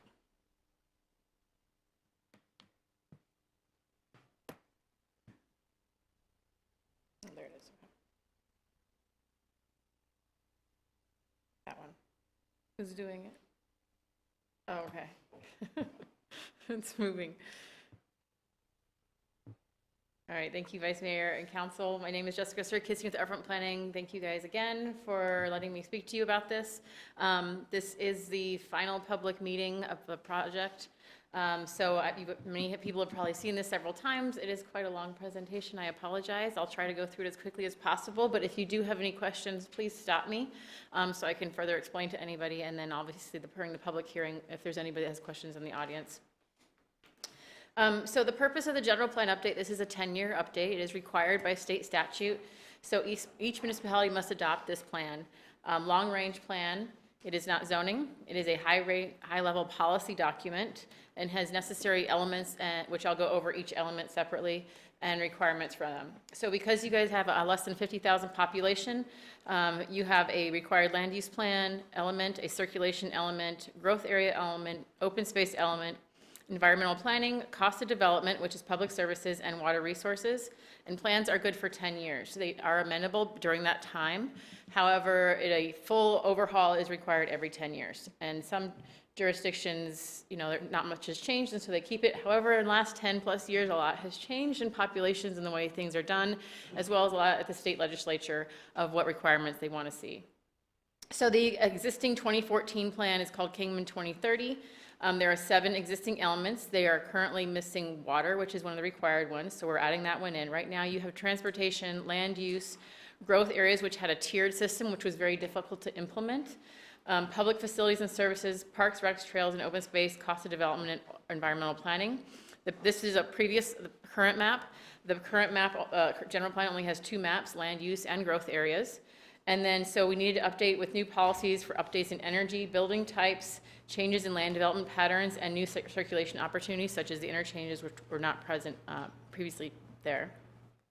So the timeline started basically in September, October of last year. This is the timeline. We're currently in the last public hearing, as I said, in May. So with your discretion on the resolution and how that goes, it would go to the voters on November 5th during the general election. Public outreach is part of the process. The public participation plan was approved, and then the survey was active on the website in the very beginning. And since then, as of March 6th is when they took it down, because those periods ended for public outreach. There was 211 responses. General plans are one of those things that the public don't really understand until it's after already usually approved. So it's hard for people to get involved and understand what it is. So for the surveys, we individualized them, so they didn't have to go through every chapter, trying to get more participation for elements that people were more interested in, because not everybody is excited about cost of development and economic development, and other people are really interested in water or land use. So it was up there, and typical response rates for surveys across every jurisdiction are always very low. In the planning field, even trying to get our elected appointed officials during our own association are very low, even though we do surveys for a living. So they're usually around 9-10%, if that. So it's pretty typical of that. And then there's also a lot of residents don't feel, they feel like they want their information taken. So we didn't require anybody to provide email addresses or phone numbers or anything like that, and hoping that they would do that. We simply asked if they worked in Kingman or lived in Kingman as one of the questions. There were general plan advisory committee meetings, which were held on December 13th, January 10th, January 24th, and February 6th. And at those meetings, we went over each of the elements individually, grouped them up, and then also with the land use map, we had the coloring map. So we had the existing map and had everybody mark it up and decide what they felt. And these meetings were also available to the public to attend as well. And we had a couple business owners attend as well that had thoughts on things. We did a joint council and commission work session in March. And then we've had the public hearing for commission on March 17th, which recommended approval. And then we also had the public meeting on the 2nd with you guys, and then we're again having it now. So there's the vision of Kingman. What do you want to be in the next 10 years? The general plan is a vision statement for actually more than 10 years. You know, it's like your 10, 20, 30 year. How do you get to that point? Usually you don't achieve everything you've done in the 10-year plan. If you do, you didn't set enough priorities to get into that higher next level. But you guys have plenty, don't worry. So there's lots of opportunities for you guys to do. So when the vision statement came back, these are the things that the residents wanted to see. Clean, safe, friendly, affordable.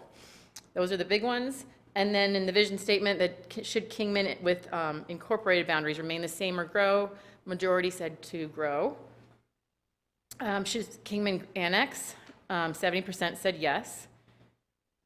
Should Kingman encourage new types of housing? And we specifically asked about multifamily duplex and attached housing, and majority again said yes at 67%. So this is the updated Kingman general plan, which we'll go into. So this is the 2024-2040 plan. We expanded the study area, made it larger to the north and to the east. And there are now 9 proposed elements, which are the land use, growth areas, streets and circulation, public facilities and services, parks, trails, open space, cost of development, environmental resources. We added the water that's required, and then we also added economic development because it is so important. And then we also added more maps. So we expanded the study area so people understand where the boundaries are. We added the land use growth areas. We revised those. And then we also have parks, trails, and a circulation map. So for the introduction implementation chapter of the vision, they felt this was based on public outreach comments from the vision statement keywords, and also the general plan advisory committee kind of wordsmithed it. The study area was expanded, as we mentioned, and updated the implementation chapters, which not many people find exciting, but it's actually very important for you guys, especially because it has to do with development and private sector when they come in, how they're going to actually develop in your community. And the big things people forget about is that it determines what are major and minor amendments. Minor amendments can occur anytime during the year and occur with your rezones. A major is required to go during once usually per year. And so you need to be sure that, you know, if you set it too low, then every rezone will be delayed by a year, depending on your calendar for submittals. So it's important that you don't want to restrict economic development, and you want to provide opportunities, but you want to also make sure that the ones that are really impactful fall into that category. So here we talk about Kingman is a city with strong growth, a thriving history, welcoming communities, and strong housing and employment opportunities. Kingman provides opportunity for commercial, industrial, residential, and tourism with a dynamic economy with a strong labor force and unmatched living and working environment. Kingman provides tourism and recreation opportunities to residents and visitors that are safe, clean, and engaging, and Kingman is a place to be.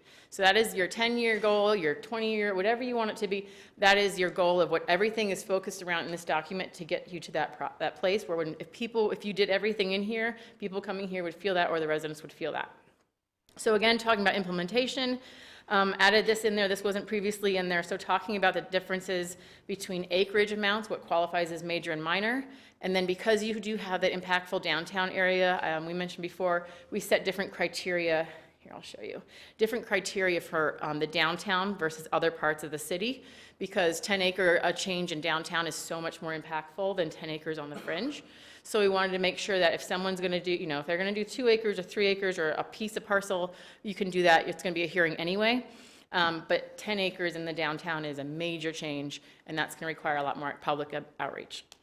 So here we also added a table to the general plan so that people could easily identify the difference between major and minor amendments. And the ones in orange are specific to the downtown area, so that you can see that any 2-step change of 10 continuous acres or more is a major amendment. And so that means like you have your rural residential, then you have a low density, and then a medium density. So if they were to switch and jump 2 different categories in densities, or if you were to go from a residential to a commercial in 10 acres, that's going to be a major change. Same thing with employment, if you're going backwards either. If you're going from a commercial and removing commercial and making it residential, that's going to be very impactful on your economic base. So those kinds of things were triggers. So that was added in there to help out, you guys figure it out, help staff understand what they need to do, and also help out developers, make it very clear for them what their process timelines, it helps them figure out their finances and things like that. So here you can see the expanded area. The darker gray areas where the boundary has been expanded to.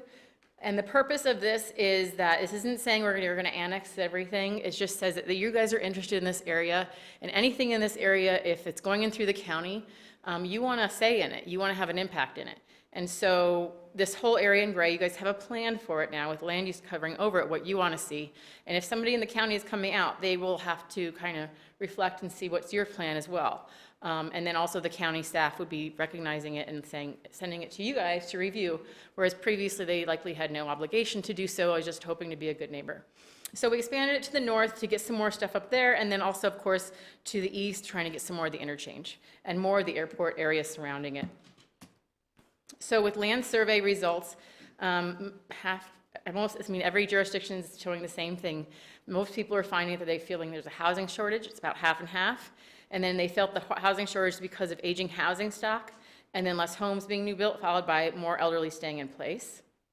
More townhomes, again, talking about townhomes, low-density apartments, 60% said yes.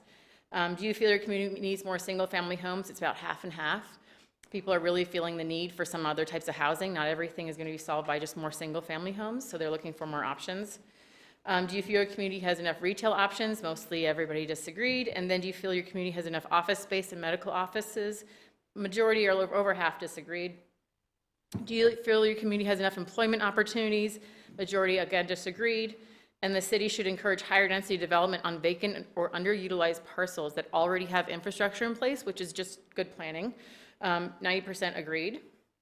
Higher density development should be limited to designated growth areas, which we'll talk about, and you'll see in the next where those are.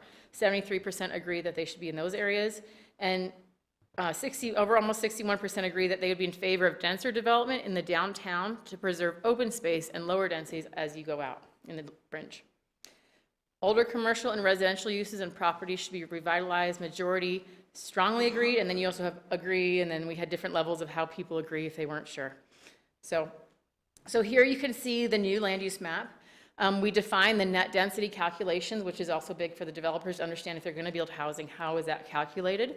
So that we put that in there, and then we updated it to 12 land use categories. So you have rural, low density, medium density, intermediate density, high density, local commercial, regional commercial, recreational hospitality, which we don't have any uses, but we have an option for people if they want to come in as a new type of use that's coming around. Light industrial, and then public, parks and open space, and we removed the neighborhood planning areas because it was just too convoluted. The staff was having a difficulty time of understanding how to enact it.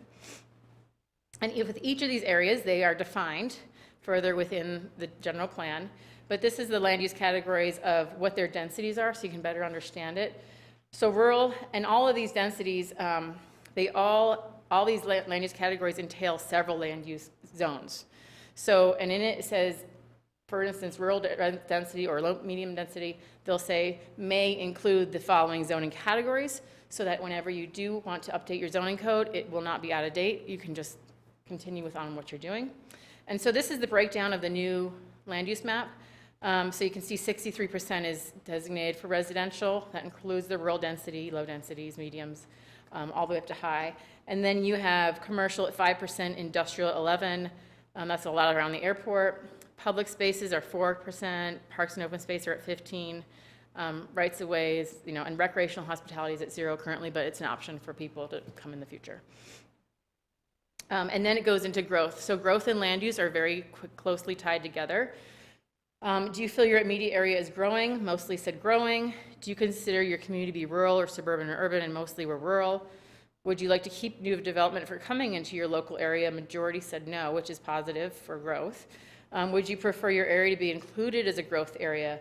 75% agreed they would. So that's always a good sign that they're open to development. Depends on, it's just the kind or how it's being developed. So then here you can see the new growth areas. So like I said, we removed the tiered system. So there's 8 growth areas: downtown Kingman, Rancho Santa Fe, West Beale Street, Grace Neal Parkway Corridor, Airport Industrial Park, Santa Rosa, the Bank Street Corridor, North Stockton Hill, and then within each of these in the general plan, we further define what those targets are. For instance, they're not just growth areas saying we want growth anywhere in here, these are great. Like for instance, the airport. It's specifically on employment, industrial, warehousing, support services for the airport. We're not encouraging like low density residential in there. Anything that's going to conflict with airspace, the ability for that airport to expand, it's not going to be allowed. That's not encouraged in this area. Whereas in Beale Street, then you have more of the commercial areas encouraged there. And then you have downtown, obviously, is looking for infill, be creative, different things going on down there, and mixed use, so like some higher density, but also with commercial mixed use opportunities, things like that. So each of the areas is further defined. It's not just we want everything, right? And these growth areas help, and obviously you can have growth anywhere. It's not saying you can't develop in other parts, but it is saying that when we do have development coming in, we're looking at these specific areas. There might be economic opportunities, grants, funding, or something that they can go for, that they can work with economic development to further encourage that. It also helps with infrastructure improvements and looking for where you can get grants and funds for that from federal and state. It's just putting it on the map that these areas are important to the city and that they need to focus there first and try to find a spot for the development in these areas to grow. Next moves, any questions so far? I'm trying to go through it. This isn't a long meeting. I hope you guys are awesome staying here for this long. Circulation. Do you feel there are enough transportation methods in your area? 60% said no. Do you feel the city roadways are currently, and mostly said, they had a couple options. They said too busy is them. And then I would like to see more pedestrian connections. 71% agreed. Do you feel there is the ability to add new development within the current roadways? And it's half and half. People are not sure, That's what traffic reports will tell you. And then Kingman, should it continue to improve transit, which we're talking about the public transit facilities. And majority said yes. And then question is, do you feel safe walking and biking to a store from your home along the roadways? 71% said no. And so this is when we get into different things in the policies and implementation we talk about. What do you consider the highest priority? Majority said maintenance of the existing. So that's maybe they don't feel safe or they need more improvements, potholes, things like that. And then next was roadway expansion. And then the question we always like to ask, if you work outside the home, how many miles do you commute one way? Majority were 1 to 5 miles. And then you had a lot of retired. And then you have a couple that are, less than 1 or work from home. But you had about 16% were more than 10 miles. So, and these are, see, even those are 110 responses, as it grows up, I've seen, if you get more responses, they typically fall within a few percentage points of each other as you add people. So we added the streets and circulation map so we could highlight the areas of the new interchanges and corridors. We updated the goals and policies with the public comments from GPAC as well. And then define the street classification system. So we further highlighted the minor collectors, arterials, and how they function within the system. And also talked about the cart, bicycle, and pedestrian circulations, desire to improve lighting and pathways and safe pedestrian connections. And we also included, of course, we talked about the railroad and the airport to just let people know that there is that option for communicating, connecting other areas of the state and internationally. Public facilities and services, Kingman Fire Department and Police Department have adequate response times. And as I said, 48% are unsure, which is a good thing because that means they haven't been calling them. So, but you did have 31% agree. So we updated the police and fire standards, the low, what's it called, their level of service. update the existing, this also includes the water and wastewater department information. So we talked about what you have existing and options for expansion, where they would be. Detailed solid waste services, library services in operation, what kind of facilities they offer for the public, what kind of resume services, all kinds of different things that are going on, opportunities there for study rooms, updated goals and objectives to continue to be able to provide the services to keep up with the growth, because that's a lot of the concern is, can you keep up with the growth? And so making sure your public services are able to do so is always important. Parks, trails, and open space. Saving open space should be a priority. Mostly everybody agrees. I utilize the recreation areas in my community. 86% agree. Existing recreational opportunities are adequate. Half and half. Do you feel there are enough recreation opportunities in the city? 80% said no. Kingman has adequate open space areas for passive recreation, so that's like wildlife corridors, view sheds. 35% agreed, then you have some strongly agree, and it kind of goes around. The parks in Kingman are clean and inviting, and so you had over 70% agreed there. And so this is always fun because you ask, okay, then what is missing? If you think something's missing, we had parks, activities, pool, roller skating rink was very high. I know that's a little far off there, but that one was apparently hit a couple times, so it came up higher on the word cloud. But you can have, you can turn, that's an option for an outdoor skating rink. You can make it roller hockey. I don't know. It's concrete. So with this, we updated to reflect the latest 2020 Parks and Trails Master Plan that you guys already have. So it was really helpful to use that and try to implement it and cross and make it stronger. We provided the park site standards in here. We detailed the recreational programs that you currently already have, ways that you can evaluate if the programs are actually working or how to change them, what's the level to change if people aren't participating. We highlighted safety and security and with maintenance on how to maintain things. We talked about how to provide funding and acquisition and development of parks, incentives and partnership goals with private partners. And then we added an implementation policy to allow for retention and detention basins to allow active open space with them. So that's always the goal. I mean, if you have to provide it anyway, might as well make it a park and available. So there's ways in design standards. So we talked about revitalizing the grading and drainage standards to make it so it's more available for that. And then the parks plan shows and highlights locations of trails and parks.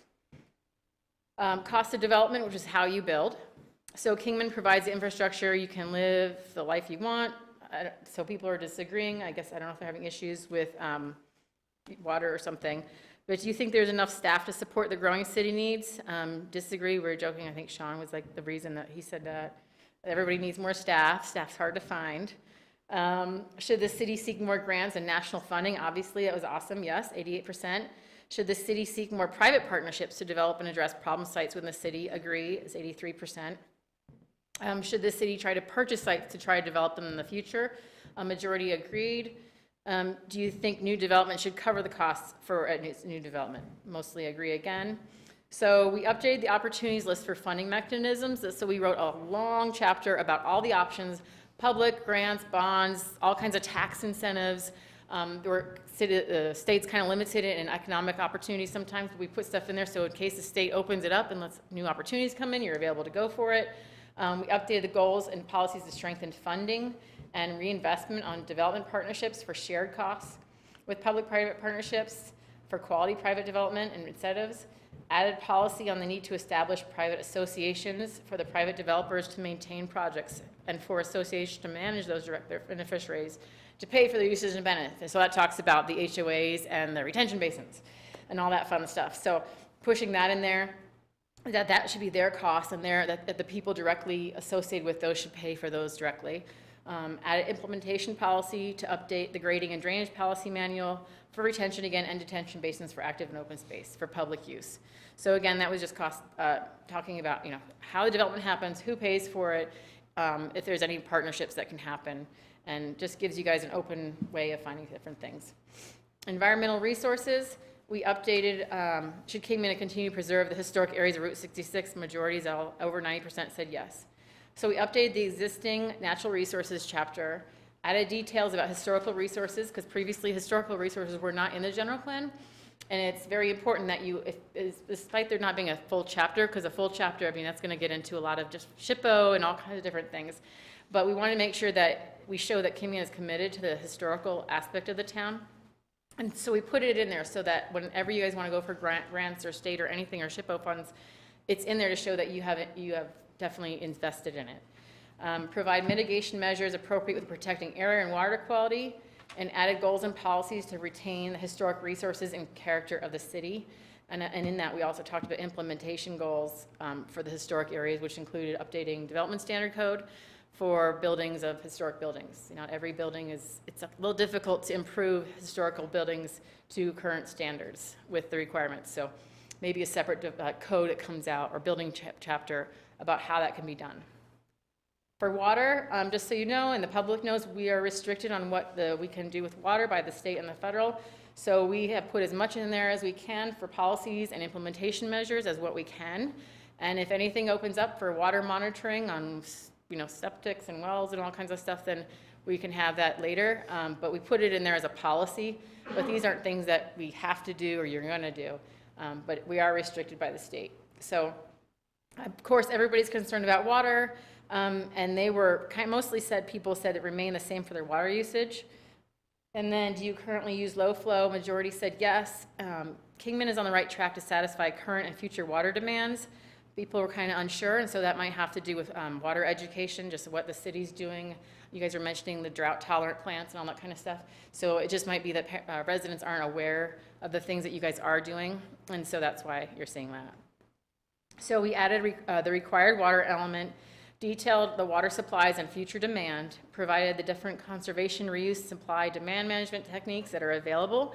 Not saying you're going to do the purple pipe and all that stuff, but it's saying that these are options. I'm talking about low flow stuff. We talked about water education and outreach, which could be in schools or just saying in your handouts or something like that. And then we provided goals and policies for ensuring water quality and quantity for Kingman's future. So we talk a little bit about environmental protections around, areas where there's water aquifer and things like that, making sure that there's no leakage, which would be standard stuff for requirements anyway. And then economic development, Kingman should work to promote the redevelopment of vacant, underutilized, or failing commercial areas. Mostly agreed. Larger commercial areas should have access to transit, including light rail, streetcar, bus service, any kind of public service. Majority agreed.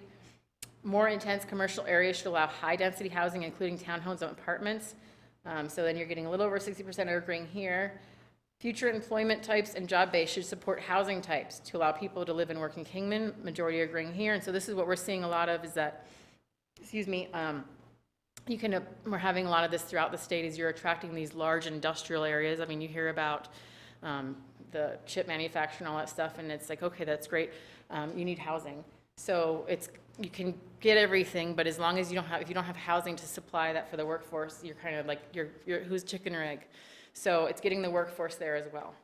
Even if they bring them in, you still got to have somewhere to put them. So Kingman should encourage a variety of light industrial manufacturing and technology uses. Agree. Kingman should increase opportunities for economic development. Majority again agree. Kingman is a tourist destination with a range of attractions throughout the city. Majority disagreed. Kingman has tourism experiences and products that appeal to people of diverse backgrounds and income levels, and it's like almost 50-50. And then this is where they're telling you what you believe are the top 2 challenges facing Kingman as a destination for tourists. The majority comes from limited nightlife and entertainment, and then drive-by city and community resistance is probably the next one at 40%, followed by needs for more downtown options, lack of workforce housing, accessibility, lodging, accommodations. So a lot of times you got to remember if your residents want to go to the downtown, then so will tourists. Because if they're here all the time and they encourage it and you want them to post about it and other things like that, you're talking about all the different signs and things like that. I mean, I think it's a great thing to have things to encourage the interaction and to pull people into the businesses as well. And so if you don't have anybody being pulled into the bars or the restaurants and that stuff, even as a resident that sees it all the time and they're looking for something to do, that's where your issue is at. So majority, you have over 50% talking about limited nightlife. And then economic development, the details that we added were the existing workforce and employment by industry, labor force and education attainment, opportunities for economic activity areas, specifically I-40 commercial, industrial, and office, rail, and the airport industrial park. Adding, of course, you can see we talked about the project area for the airport, adding accessibility there. Regional trade opportunities being highlighted as more options for people to come in. And then policies and incentives to grow housing and workforce quality workforce to draw new industries, and using tourism as an economic driver is always going to be, I mean, it's not going to be, you don't want it to be your main one, but it's definitely something that you need to keep highlighting on because you do have that goal. I even mentioned you guys, there was a Route 66, and they were talking about that in their post. They mentioned all the cities around there, and they didn't mention Kingman. So I had to comment, I was like, where the heck is Kingman on there? So making sure you guys follow up and are on top of those all the time. So with next steps, we're before you looking for approval of resolution. The election will be November 5th, and it is during presidential election. So hopefully we can get some people out there who, recognize that this is not us, the city, trying to tell them anything that they have to do.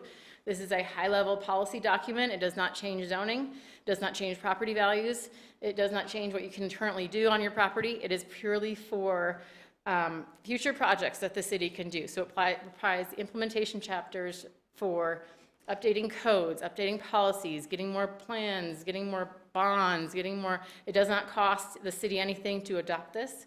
It just is an engagement tool of how you guys can look at projects as they come before you. So hopefully the voters recognize that and it'll be okay. And this is severely an improvement over the last one because you can implement it, you can use it and understand it. So any questions?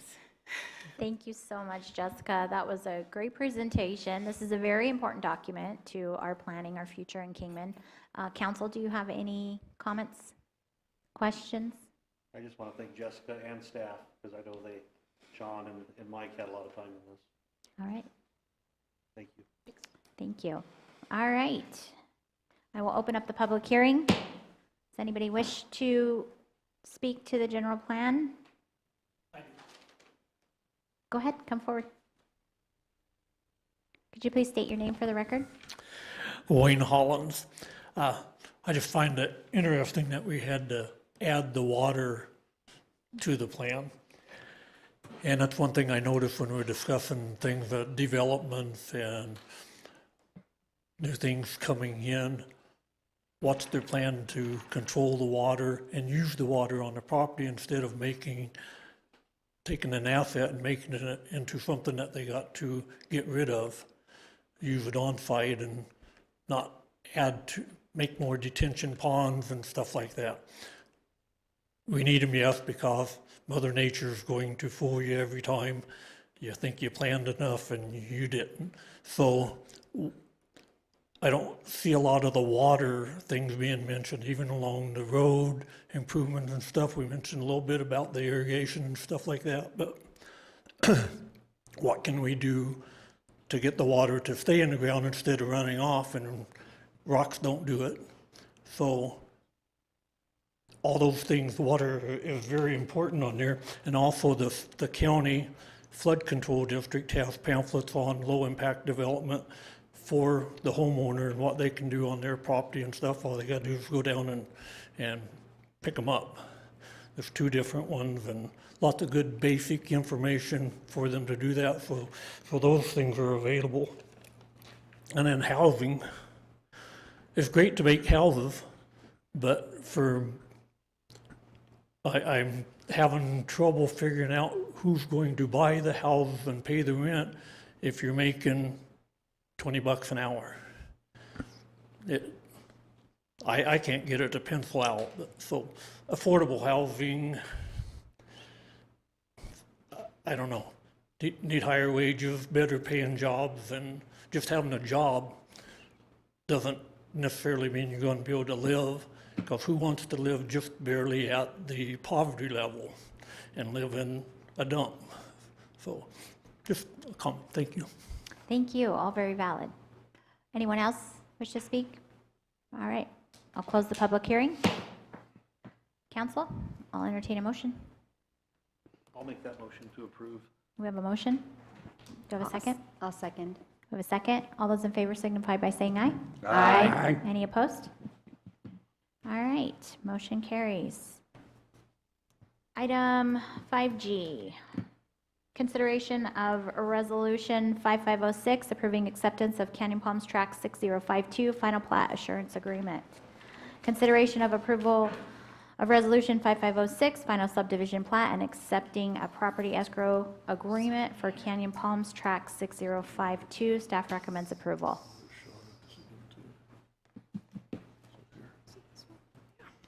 Mr. Rodriguez. Start the slideshow. Oh, so you just hit enter. Yes, Vice Mayor and Council, this is consideration for approval of a final plat for the Canyon Palms tract number 6052. It's right here in front of me. The applicant is Civil Works Engineering, property owner Canyon State Enterprises.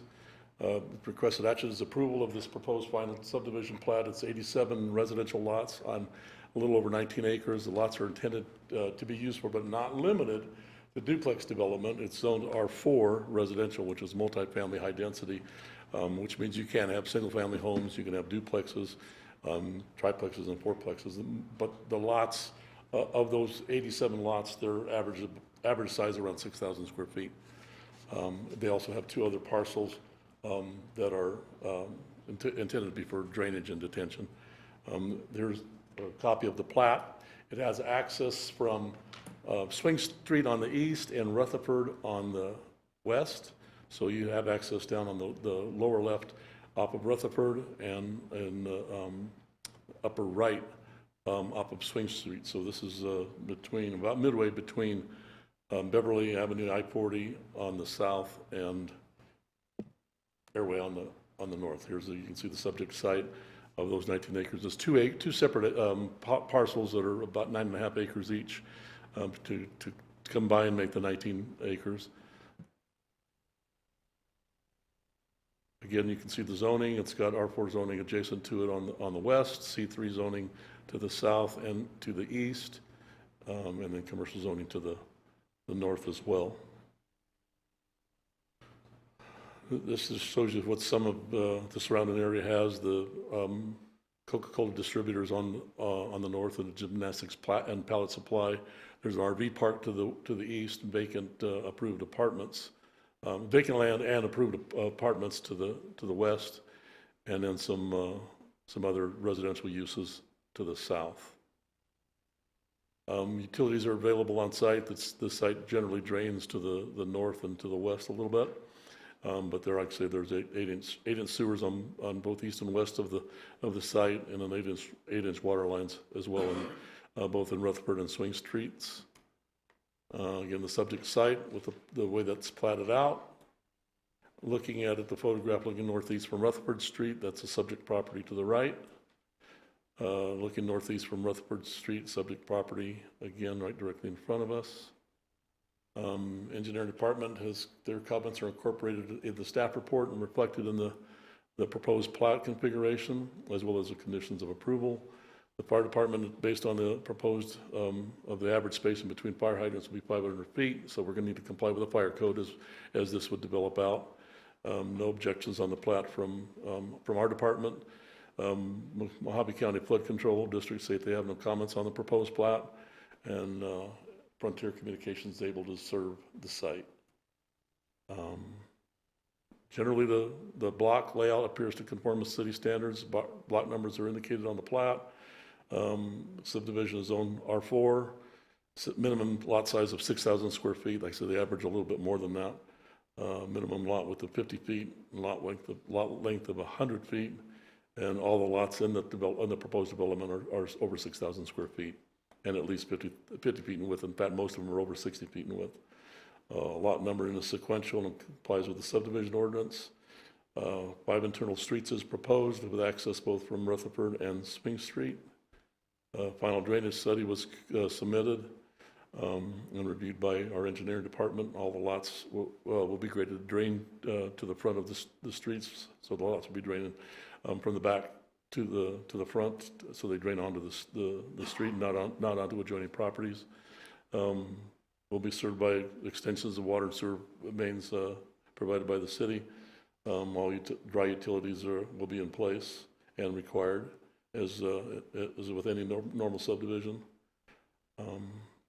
Again, road improvements are going to have to, the developer's going to have to provide road improvements on both Rutherford and Swing Street once they develop the site. And on phase 3, at least a half-width street, 8 feet up to Airway Avenue, as you can see by the orange line on the right-hand side of this photograph.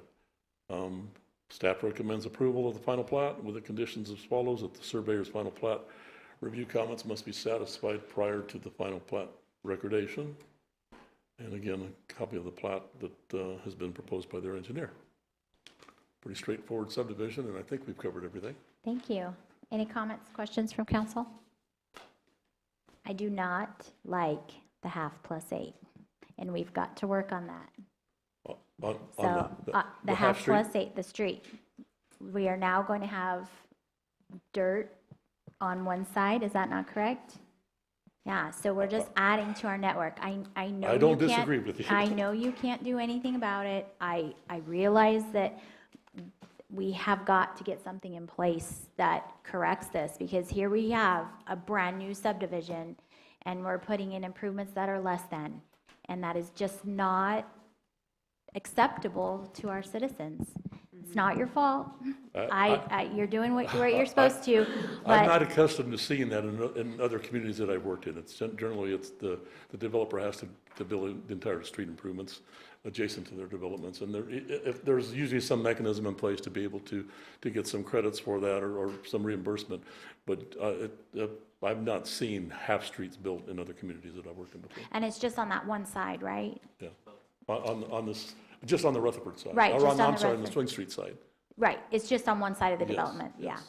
So can we please get something before council that prohibits this? Because we're just approving this plat, and it's just continuing. So it's, anyways, that's my comment. I'm happy to see this subdivision come out of the hopper. It's been in there for, I think, at least 2 years. So we're gonna get some additional housing that's gonna happen. So I'm happy for that. Yeah, I think this is going to provide the type of housing product that I think the city needs. absolutely. And we're glad to see it moving forward. We've had some challenges in our Development Services Department moving some of these projects up through the pipeline. But we're making some progress. We've whittled down our list. Obviously, this is one. We've got a new planner on staff who's been a tremendous help just in the first 2 weeks that she's been with us. And I can see that we're going to start moving some of these projects forward, getting them heard by the Planning and Zoning Commission, and then brought to the council as well for final approval. Wonderful. Wonderful. Any other comments, questions? Madam Vice Mayor, Yes. if I may, regarding the half-street discussion, if council would like, we could direct staff to work with the developer. We could entertain, if council would like, we could entertain the possibility of approaching them and having the city cover the cost of the other half. At this point, I think that's our only option until we change the regulations to allow for the payback. So that would be an option we could consider at this point to address this specific one. But once, we definitely will work to change those regulations on looking at a payback option and going that route. But if council would like, we could look at it on this subdivision that way. But that would be an additional cost that the city would have to, and Tina's over there stressing on where that money would come from, so.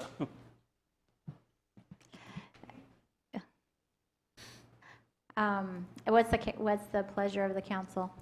Can I ask a quick question? Yes. With this type of housing, it's more than just one family per unit, so that means more traffic.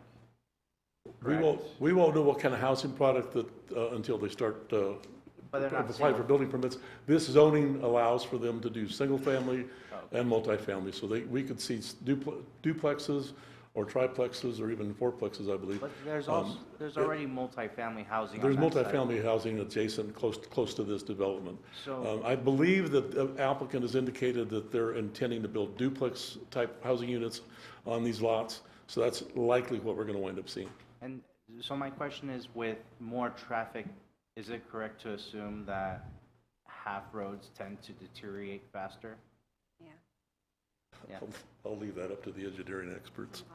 Yeah, because water can go underneath, and you don't have end caps with sidewalks and whatnot. Right. So this is gonna be a more frequented road that's gonna fall apart faster. From my experience, fully improved streets and roads are a much better product for the community And are the go- city are going would to have be, to pay to are fix- go- are going, probably going to be serviceable for a lot longer period of time. And does the city do repairs if a road falls apart? I don't know. Yeah, so For the this- half+8, Yeah. that's in our network. So it would be in our best interest to preserve it as best as possible, correct? Madam Vice Mayor, if I may, I just wanted to ask interim city engineer if on the half+8, do we require a thickened edge on the side that does not have the curb and gutter? Yeah. So we believe that on the side that, excuse me, that does not have curb and gutter, so the 8 side, that is a thickened edge, which does help, preserve that pavement a little bit better, but you are still, if you have 2 vehicles running, you will have, be pushed out into the dirt side there, so.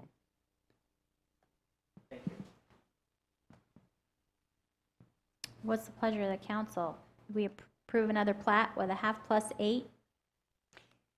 I'm with you. I can't believe we haven't found a better solution for this yet. This is the developer that was willing to pave the whole street, and he brought up the idea of the payback, and that's how this got moved forward, although I don't know how far forward it's moved yet, but apparently somebody's working on bringing that back. Is there any ability for us to have him pave the whole thing knowing that we're going to do a payback program?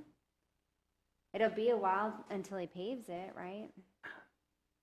I believe we'd have to look at that as far as if the program is not in place and he paves it, it would be hard to be able to open it back up to get him that reimbursement. So that would be the question as far as at the time that a lot of legal stuff that we'd have to look at. But yeah, the question is whether or not at the approval right now of the plat, if it would hold, or if it could be at the time that he goes to pave it, if those are in place, so. We'll see what we can do. That doesn't help us right now, Carl. Also, I want to clarify for the council's sake, looking at this map, this image here, phase 1, they're only doing half street plus 8 feet on the Rutherford side as well. So it's on both. Both these orange lines indicate that they're going to, along their frontage, on both on Rutherford and on Swing Street, they're going to be doing half pavement plus 8 feet. So when I indicated earlier that it was a full street improvements on the Rutherford side, that's not accurate according to this here. So you just made it worse. I did make it worse. What's the pleasure of council? Council Walker, did you have a comment? No, I'll make a motion. I'd say in the spirit of not holding up progress and making sure the city is open for business, because we've heard all these complaints about we don't get stuff out. I think staff should talk with the developer and see if we can work something out, but I say we need to move forward, and I will make a motion to approve Resolution 5506. Second. We have a motion, we have a second. All those in favor signify by saying aye. Aye. I just want to go on the record that I really want staff to work with these developers, and please, let's work on that remedy, because I feel like our hands are tied behind our backs because we don't want to hold up progress, but yet we're continuing to add to the problem. So, I'm going to remain optimistic and think that we can find some creative solutions to be able to try to find better ways to build these developments out. sure. I don't want to see another plat with a half+8. I don't want to have to be in that position again. Thank you. All right, we are on item H has been tabled. We will bring that back after executive session. Item I has been requested to be pulled from staff, so we will not be hearing that item. We've heard 6A. We are now on to department reports 6B, pavement preservation fiscal year 24, fourth quarter. Is council doing okay? Do we need a break? We can take a break before executive session. Okay, we'll break later. Let's go, Jack. I will try, good evening again, Vice Mayor and members of the council. I'll try and make it fairly quick for you. Honestly, the big piece of this, as I mentioned before, we're supposed to start early June, finalizing the schedule, but they're going to be back starting on the 10th of June to put the second treatment on. And so here's my presentation. So in the map, this is the map that shows all the work that we were doing this fiscal year. The dark orange roads, those are the roads that are getting the type 2 micro on those. And so that'll be starting coming real soon, again, that June 10th mark. And we'll start our public outreach and getting everything out once we have the schedule finalized for that work. The only work that's been ongoing so far, because we were waiting for the restart for the second phase of our pave pres, was our in-house crew has been doing pavement preservation, or I'm sorry, crack sealing throughout District 2, that pink colored area on the map. So I actually did my math wrong today. I added tons instead of pounds. So that 823,000 pounds of crack seal is actually closer to 850,000 pounds rather than 23. I added 24 tons rather than the 48 that they've actually completed since the last time I reported to you. Again, completed to date. That number didn't change from the last meeting, but that's because all the materials that we needed had actually been procured and were sitting on the ground. And so, although we've been doing work, that's because we had bought the materials and it's all just been labor at this point. So, again, showing the work completed to date. I don't have the pink area for District 2 residential shown because it's difficult to do individual roads.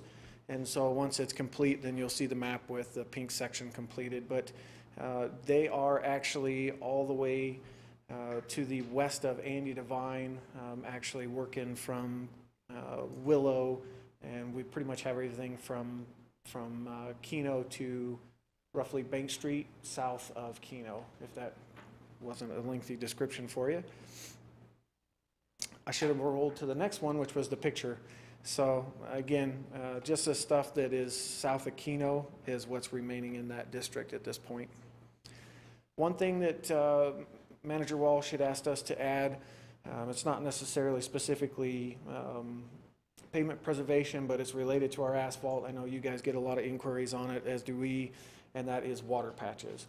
And so if there's other information, I'd be happy to try and incorporate that into a future piece. But right now I pulled in how many that we know that are outstanding and how many that we've completed to date. And when I say completed to date, since July 1st, which is the second one, we've completed 488 water patches. That's roughly 11,000 square feet. So just to put that into perspective, you're talking probably about a quarter mile worth of one of our major roads is the volume of asphalt patching that we've done. And we currently have 153 on the books that we are working through. We have a contractor actually that has started on those this week and is working on a portion, and we're also pulling together another proposal, which we'll be actually most likely bringing to council because I anticipate it's going to break the threshold that we need council approval. And so between the contractors and our in-house crew, we are trying to narrow that down, but we're in the time of season where we're getting them as we're patching them as well. So I know you guys have other stuff to do. I'd be happy to answer any questions you have or provide any more details if you had any questions. Councilor Eric? Yes, so group first one, water patches, just to clarify, are those, can you explain water patches a little bit? Sure. So in our water system, we have a leak. The water department goes out, cuts the asphalt. If it's under asphalt, sometimes it's concrete or dirt. When we're lucky, it's dirt. They cut the asphalt, they facilitate their repair, and backfill, move on. And then the street crew actually comes in and sometimes has to recut or clean those up and then patches that with asphalt. So that is specific to utility cuts. Okay, and they're separate from potholes, correct? Correct. Thanks. So being told it was more appropriate here, can I request a report for a list of potholes and a number, a dollar amount figure, if we were to blanket fix everything all at once, what that number would cost us? So I actually did not include that in here, but we, when I was going through and pulling the numbers for water patches for Manager Walsh, I actually looked at it.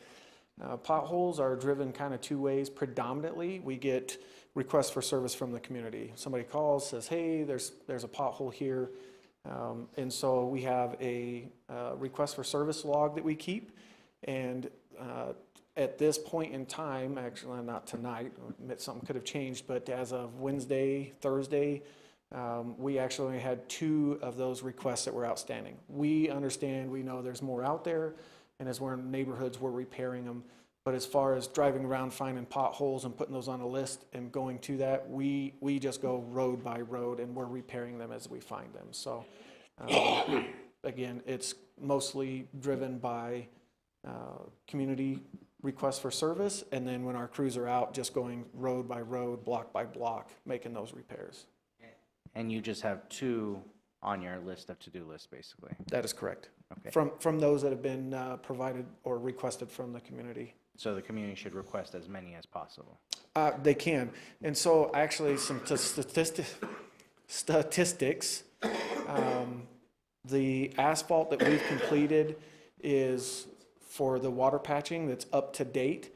That was roughly 200 tons. We were just a hair under, like 197 and some change.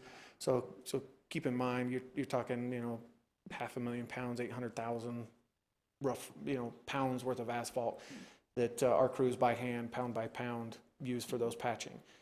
Those are larger cuts. Potholes, on top of what they've done there, was actually about 50 tons that we've completed this year in pothole repairs as well. Thank you, Jack. All right, Councilor Ward? Jack, on the water cuts, how are you determining what ones you do? There are cuts that have been there for over a year, some of them longer than that. So the dates that we have, and it's kind of it just depends. Typically, we're trying to go by the date, but when we go into a neighborhood, if I have one that was done this month and I have one that was done 3 months ago, we're going to do them both because it doesn't look good for any of us to do one and roll out. And so when they go into an area, they try and do everything in that area. The list that I have right now, I think the oldest, which is old, is still 5 months. That we know of that's on the list is 5 months old at this point in time. And so we're trying to work through those oldest ones. But again, we go into a neighborhood, there's one from 5 months ago, there's one from 2 weeks ago. We're doing them both while we're there. I understand that. What are we doing as far as getting to the point where we patch them when we do them? Where we don't end up with another, you fix 153, you get 153. I would love to do that. And honestly, it's going to take more than just the fact that we're patching them. Really, it comes down to a manpower status or issue. We have the crack seal crew that's working predominantly on crack seal. And I say predominantly, that's all they do unless we have to pull them off and do something else. And so with the weed abatement, the dirt roads, the other things, I don't have a full-time patch crew dedicated to taking care of those. And then when the demand gets high, roughly on average, we do 8 to 10 patches, depending on the size. If they're full road crossings, that sort of thing takes more time, obviously. But a crew is going to be able to do 8 to 10 patches per day. They're doing between 4 and 8 tons in that time period. And so we're seeing sometimes 8 to 10 patches or repairs a day. So we usually, what you see if you watch the numbers of the leaks that are coming in and then the number of repairs we're making, usually the water repairs ramp up, then our asphalt repairs ramp up. We still end up with a backlog, so when the number of water leaks start to decrease, our curve is pretty far out ahead of that because we're trying to make up, as you see right now, we're still on a 5-month backlog, and we're headed into the hottest part of the year where we have the most leaks. And so Manager Walsh had give us a heads up, hey, let's see if we can get a contractor on board for everything. And so We have a portion of that going now, and then we're working a package for the remaining, about 100 of them. So do we need more labor? Is that what we need? Do we need more people full-time? It's a two-part. Yes, to keep up with what we're doing now, it would be more people. I know that we're making investments into our water system. That's not necessarily my side of the house, but obviously we work together because it impacts everybody. And, you know, doing service line replacements and other things, let alone from a patching standpoint, you know, hopefully that gets better. But where our infrastructure is for water, like other things, is overcoming that curve and getting ahead of that. So we spoke with Manager Walsh. We've worked with Deputy Director Moline on some additional funding. I don't know what exactly ended up in this fiscal year, but next fiscal year, the current fiscal year, we've actually done transfers to be able to utilize more contractor labor to help with that. And sometimes that's been a struggle because the volume that we're seeing, the contractors are already busy as well. And so we've reached out to locals that are on our JOC as well as in the area. And when we're saying, hey, we need 40, 50 patches done in a pretty rapid pace, a lot of times they're unable to get to those. And so sometimes we'll put a package out, and I think out of the 488, I counted it, I think there was 92 that we were able to have contract done, and then the remaining of that 488 was done in-house by our city crews. All right, any other questions, comments for Jack? I do. Jack, Councilor Walker. the punch list from our contractors on the pavement preservation, have they been back to take care of that, or when are they coming? That's going to be in that June 10th portion. Okay, thank you. That's part of that. All right, great. All right, thank you, Jack. Thank you, guys. Have a good evening. All right, announcements by mayor, council members, and city manager. We'll go ahead and start with you, Manager Walsh. Thank you, Madam Vice Mayor.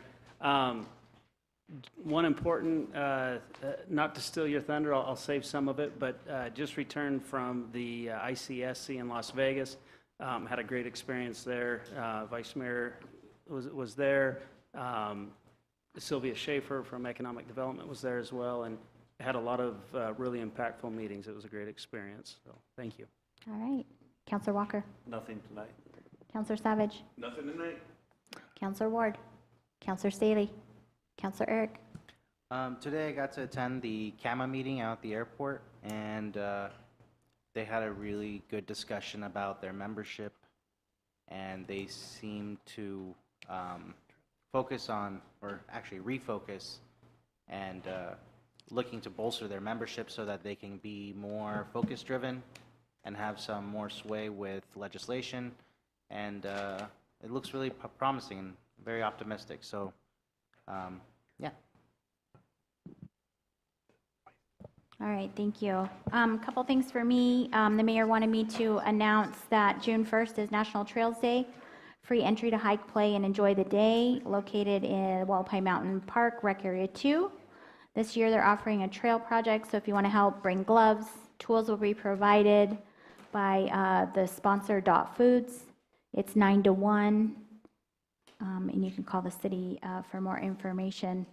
I also attended the Parks and Recreation and Golf Commission meeting on the 13th, and their summer catalog is out, so there's a lot of activities that they have planned for all ages. They're going to start construction on the Lewis Kingman Park improvements, expected to, splash pads opened, and maps are coming out for the trails. I'm getting tired. June 5th, junior golf starts as well. So also to tag along with what Manager Walsh said, we attended the ICSC yesterday and today. We had a lot of great meetings. I wanted to thank Sylvia Schaefer from Economic Development Team. She was a fantastic ambassador. She is working really hard. She talks to all the franchise franchisees, all the corporate development. She really is working hard for our community to get us all the things that we want and see that we need. Also wanted to tell the public that I went on a ride-along with the Kingman Fire Department last Friday, and I wanted to thank them for their hospitality. We were very busy, and it's always nice to see. I got to see their preparation and what it takes for the street drags, all their pre-planning and logistics and all the things that they did. It was very impressive to see that operation in action. So wanted to tell the public that. Council requests for future reports and updates. Councilor Walker? Councilor Savage? Nothing. Councilor Ward? Councilor Staley? Councilor Eric? I have nothing tonight as well. We are going to go into executive session, but we are going to take a 10-minute break before we go into executive session. And then we have to vote on going into executive session. I'll entertain a motion to go into executive session. So moved. So we have a motion, we have a second. All those in favor? Aye. Any opposed? Right.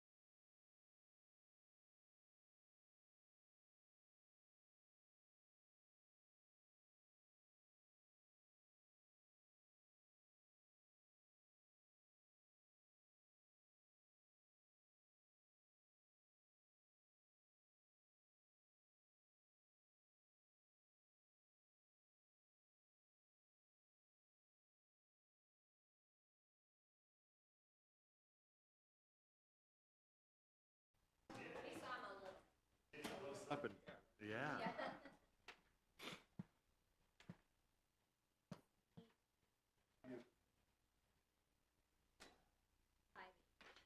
So Tanya, are we back live? All right, we're returning from executive session. There was no action taken. We will, do I need to adjourn, Carl? No, we're going back. Executive, we're going to go Item back to. H. Okay, we're going to go back to item 5H, Rancho Santa Fe Administration Fees, ICAP. Do I need to read this, Carl? Yeah, just because we had a brief interlude, it makes sure the people who are watching to understand what we're talking about. Thank you. Staff recently received an invoice request from the Arizona Department of Transportation for the Rancho Santa Fe Interchange. Included in that invoice was a fee for indirect cost allocation plan, or ICAP, at 10.7% of project costs totaling $4.75 million. ADOT has proposed the option of the city administering the project, which would remove the need for the ICAP fee. The city would then be responsible for managing the project, including procuring a contractor, a project engineer responsible for construction engineering services, and hiring a project manager to run the project. This option would require an amendment to the IGA with ADOT, which could take 2 to 6 weeks to complete. Alternatively, the city could pay the additional $4.7 million and allow ADOT to administer the project. Staff recommends amending the IGA to allow the city to self-administer the project. All right, I will entertain a motion from council. I will make a motion to direct staff to continue working with ADOT, and we will move forward as originally intended with the ICAP, and we would like to move forward as quickly as possible. I'll second that motion. All right, we have a motion, we have a second. All those in favor signify by saying aye. Aye. Any opposed? All right, motion carries. We are adjourned.